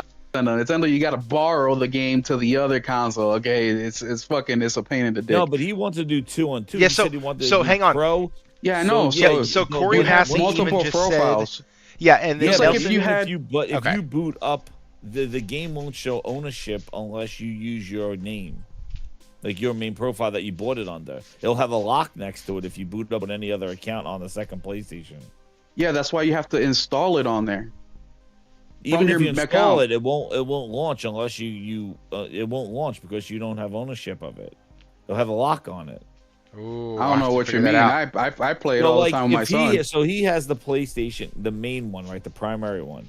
Right. You could play profiles on that no matter what. Everybody can be logged in. I'm talking about the second PlayStation where he says he wants to go online and play that one with other profiles. Even if you use your profile and download it to there, if you log on with other profiles, because that is not the primary PlayStation, it's not going to let those other accounts play on that game. God, I'm gonna be screwing with this Nah, man, it lets my on son Christmas play Eve like crazy. It lets you, but even if you on the not on the main PlayStation. No, I'm playing on my place, and the reason I made mine primary is because when PS Plus goes out, when the network I'm talking goes about the out, secondary one. yeah, I know the secondary one. He gets on there. Yep. With his account, Yes, and it's not the primary PlayStation, not the primary PlayStation. and he's able to play a game that you purchased, downloaded it, and he's logged on a different account, not your account. Yep. And playing online. And yeah, that's all he plays. Okay. That's all he plays is online games. And you only Yeah, have but is it free to one play subscription. Is it free to play? Actually, that's a Yeah, good you question. can play free to play. That is a good question. It might be free to play. Like he plays Yeah, he's Roblox not and playing- shit. Yeah, Roblox is free to play. Yeah, that's why you can do that. But you can't do that with other games. You can't do that You're with right. Marvel. So what No, you're saying is, yeah, I right. can't play. Hold up, he does play Marvel on there. I got 3 PlayStation, and I maybe he I is. try to do it. No, Marvel you're right. I think Rivals he can because No, Marvel is free you're to right. play. His is the primary. You're right. His is a primary. He's able to do that because on the secondary, I my just son log is into doing my primary. account and you can do everything else on You know there why? because My it's son your kicks me account. off my fucking game all the time, and I know that all the time because I have. Yeah, other because he kick it. PlayStations. Yeah. And I have the only way you could get by it is if you play a PlayStation 4 game with your account. It's Yes. the only way you can play on in the same account. But as soon as somebody logs in with your account, you get kicked off. No matter if primary or secondary. Because I play on a secondary one down here, and the primary is upstairs because my son sometimes plays on my Fortnite account. As soon as he's on Fortnite, I'm screwed. I can't Don't play blame your son, bro, because I've been seeing you on Fortnite a lot. That's you. Don't be blaming your That's kid. not me. I play a little bit at night. If it's at nighttime, it's me. But in the daytime, it's him. No, Jess Because is he right. plays I this. did make his a primary, which pissed me off, which It's was leading me booted. to the other thing. Yeah, it pissed me off because when PS Network goes out, you cannot play on the secondary offline. No, you can't. Oh, So and that's that pissed me off last time. Yeah, your secondary console is like just whatever's the logged in active account is the only thing that So like if you try to log in with like a second person in that other account, it'll have a lock on it and you won't be able to play. Yeah, so you got to make the kids' PlayStation the primary, bro. That's what you got to do. Yeah, and then which you that's always fine have because, access with your stuff. because the But primary if one, they use your account on there, you can't play shit on that other one. You're locked out. You can't play your portal. You can't play anything. No, they just got to create their own profiles. Yeah, Because once they create their own profiles, they have access. then they can play. Yeah. But if they play on your account for anything, Oh no! We're not going to be on the same account at the same time. No. Okay. That's not what I was talking about. No, I know better than that. But what I'm saying is, here are the things. Ready? Sometimes you get PlayStation Plus things, and make sure they don't buy anything under your name. That they have to use your account to use the skins. That's how I got screwed. So he bought a bunch of skins under my account. And then that was the account that he wanted to play on because his account didn't have the skins. So therefore, he started the collection with my account. And so they've been trying to buy some Minecraft stuff right now on the PlayStation. Make sure they buy it on their own. And well, funny enough, I'm like, hey guys, we should wait. Let's just wait. Blah blah blah. Because I don't want them to purchase anything else on my account because they're about to have their own. Then they're going to want to play on it because that's right. where the DLC And is. That's where the content is. Yeah. So you got to be careful. But then the thing is that you got to make sure that your credit card is on their account to buy from it, Yeah. it's linked. Or load up money too, which is a pain. Load up money. It could be pain in the ass, bro. Especially like my son with Roblox or Minecraft. I mean, you got to load up money. So, or if you have, you can also set limits too. Like my son never, not on accident. I've never had an issue on like some people that who fucking, kids go crazy. But it sounds like your boys are pretty good with that stuff. But you could just set a limit. Hey, this is the monthly spend, and that's it. Which you're not spending a ton any fucking ways online. No. And also too, if you play games that they do online, like Epic and stuff, you're gonna have to use a separate email address and things like that to link their set them up. For their content. It's a pain in the ass. We'll just play single player games at our house. That's just... You want to know why I play on my Steam Deck or my PC? Is because all that profile shit. Yeah. Because when I want to play and if he's doing something, I'm screwed. Like I can't even play on my Portal, so that's why I jump on a PC to play something else because that is independent of the profile shit. Yeah. And Thrifty, what I recommend to you, and I recommend you do this before you even get them the gift, is go to Epic on your phone and create their account on your phone with the email and everything. Because what happens is when you go into Fortnite brand new with a brand new profile, it creates a generic fucking thing. So now if you're trying to load it with money, and by the way, if your kids get for Christmas fucking $50 V-Bucks, you can't just go to the PlayStation store and put the card in there. You have to do it on the Epic store. So and link it to an email address. And link it to an email. So if you let PlayStation create that account for you, because it's the first time you're logging in, then to load that fucking card is gonna be a pain. My son has gotten $400. My kids don't play Fortnite or Roblox or anything like that. They play, the closest they get to anything like that is Minecraft. Yeah. Well, I mean, for now, you never know what they're gonna be like in high school and their friends are playing whatever. You know what I mean? So just to make it easy on yourself, create these accounts before your kids go on the PlayStation and lets the PlayStation create the account for them. Because for the reasons I just mentioned, it becomes a really pain in the ass, especially like grandma comes and be like, here you go, sonny, Epic store gift card for Fortnite. And then you're like, fuck, I've given my son money. Like, here you go, bro. I'm just going to buy it for you and just throw the fucking cards away because I'm not going to deal with the headache of going in there to redo this shit. I had to do 3 different emails I had. Yeah, no, and I emailed Epic, and their customer service is dog shit. They take like a week to respond to you. You forgot what you inquired about. Nah, fuck that. Well, yeah, I mean, it's getting worse and worse, man. By next generation, places gonna be like, nope. They're gonna charge you per account, per fucking, per controller. I mean, they already know what controller you're playing with the most this year. Hey, listen, the fact that they don't have a family plan already for PlayStation Plus is absolutely freaking insane. Yeah, they should. Yeah. They should absolutely have it because, and I don't have time to get on this rant. I'm going to go ahead and end the show. That was going to be a couch co-op rant and how I'm actually really happy that more games are starting to implement it because, and you know what, fuck it. With the start of couch co-op, or the declination of couch co-op, and how fast it's gone away, it forced people to, if you want to play with a family member, well, now you have to have 2 devices to do it, whether it be a Portal and a PlayStation, or a Steam Deck and a PlayStation, or an Xbox and a Steam Deck. You had to have 2 devices now, no matter what, which meant 2 subscriptions if you were on console because, well, you need to be able to get online. Well, then there's this workaround. Well, now, what about next generation? There's not this workaround. Well, then you're back in the same damn boat, which is why games that have couch co-op, you will always see, especially if you're in our Discords or anything like that, you will always see people champion those games because most of us have kids, most of us have multiple kids, and watching them sit and play together or being able to play together with them and have it not cost a monthly subscription fee, that's absolutely unheard of on a large scale during this generation, and it started last generation. And that's the thing that sucks the most. Look at Little Nightmares 3, fucking a co-op game, and it's online co-op only, and it's like, come on, bro, what are you guys doing here? That's such weird. A pain in the ass. But yeah, I hope it doesn't go away, or I hope it doesn't get worse because, and that could be a marketing thing too. Hey, more consoles or more, more people, the more kids, the more accounts, the more PlayStations and money.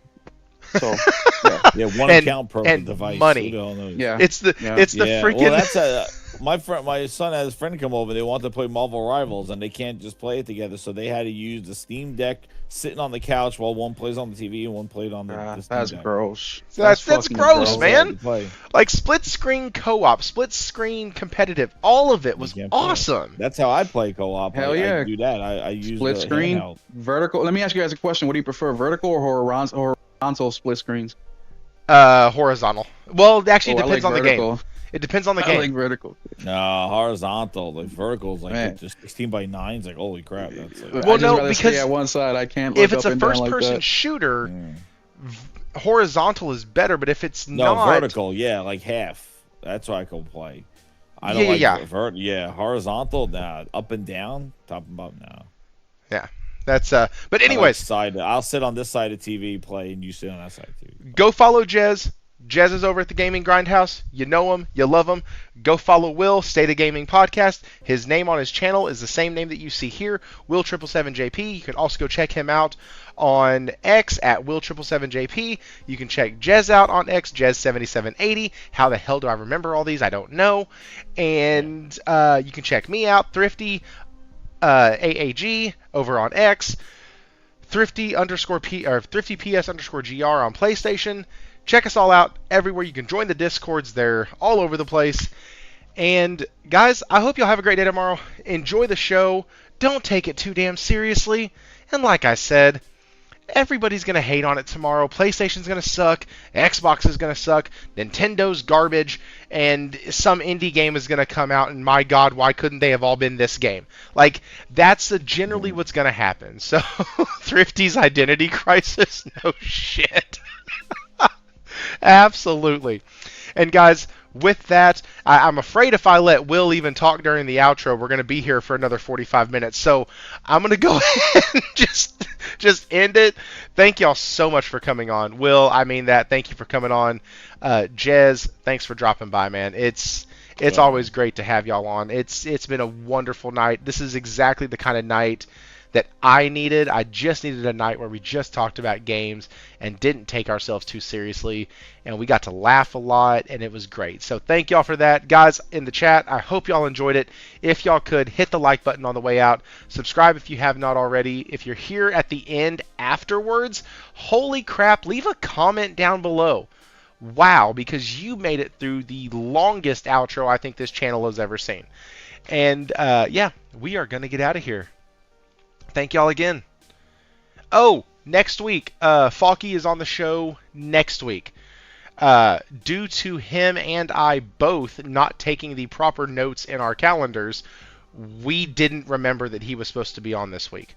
And so it did not happen. So he will be on next week, and that will be the... Oh, heck, I think that's the last episode of the year, which will be, like I said, next week. And then after that, no, I'm sorry. We'll have one more episode, and then the one after the 31st, we have Hero back on here. So that'll be really cool. Anyways, guys, that's the end of it. Will777JP on YouTube and X. Jez7780 on X, and the Gaming Grindhouse on YouTube. Go check and see what grinds his gears, and you can also go check and see what the state of gaming is on their respective channels. Y'all have a great night, and we are out of here.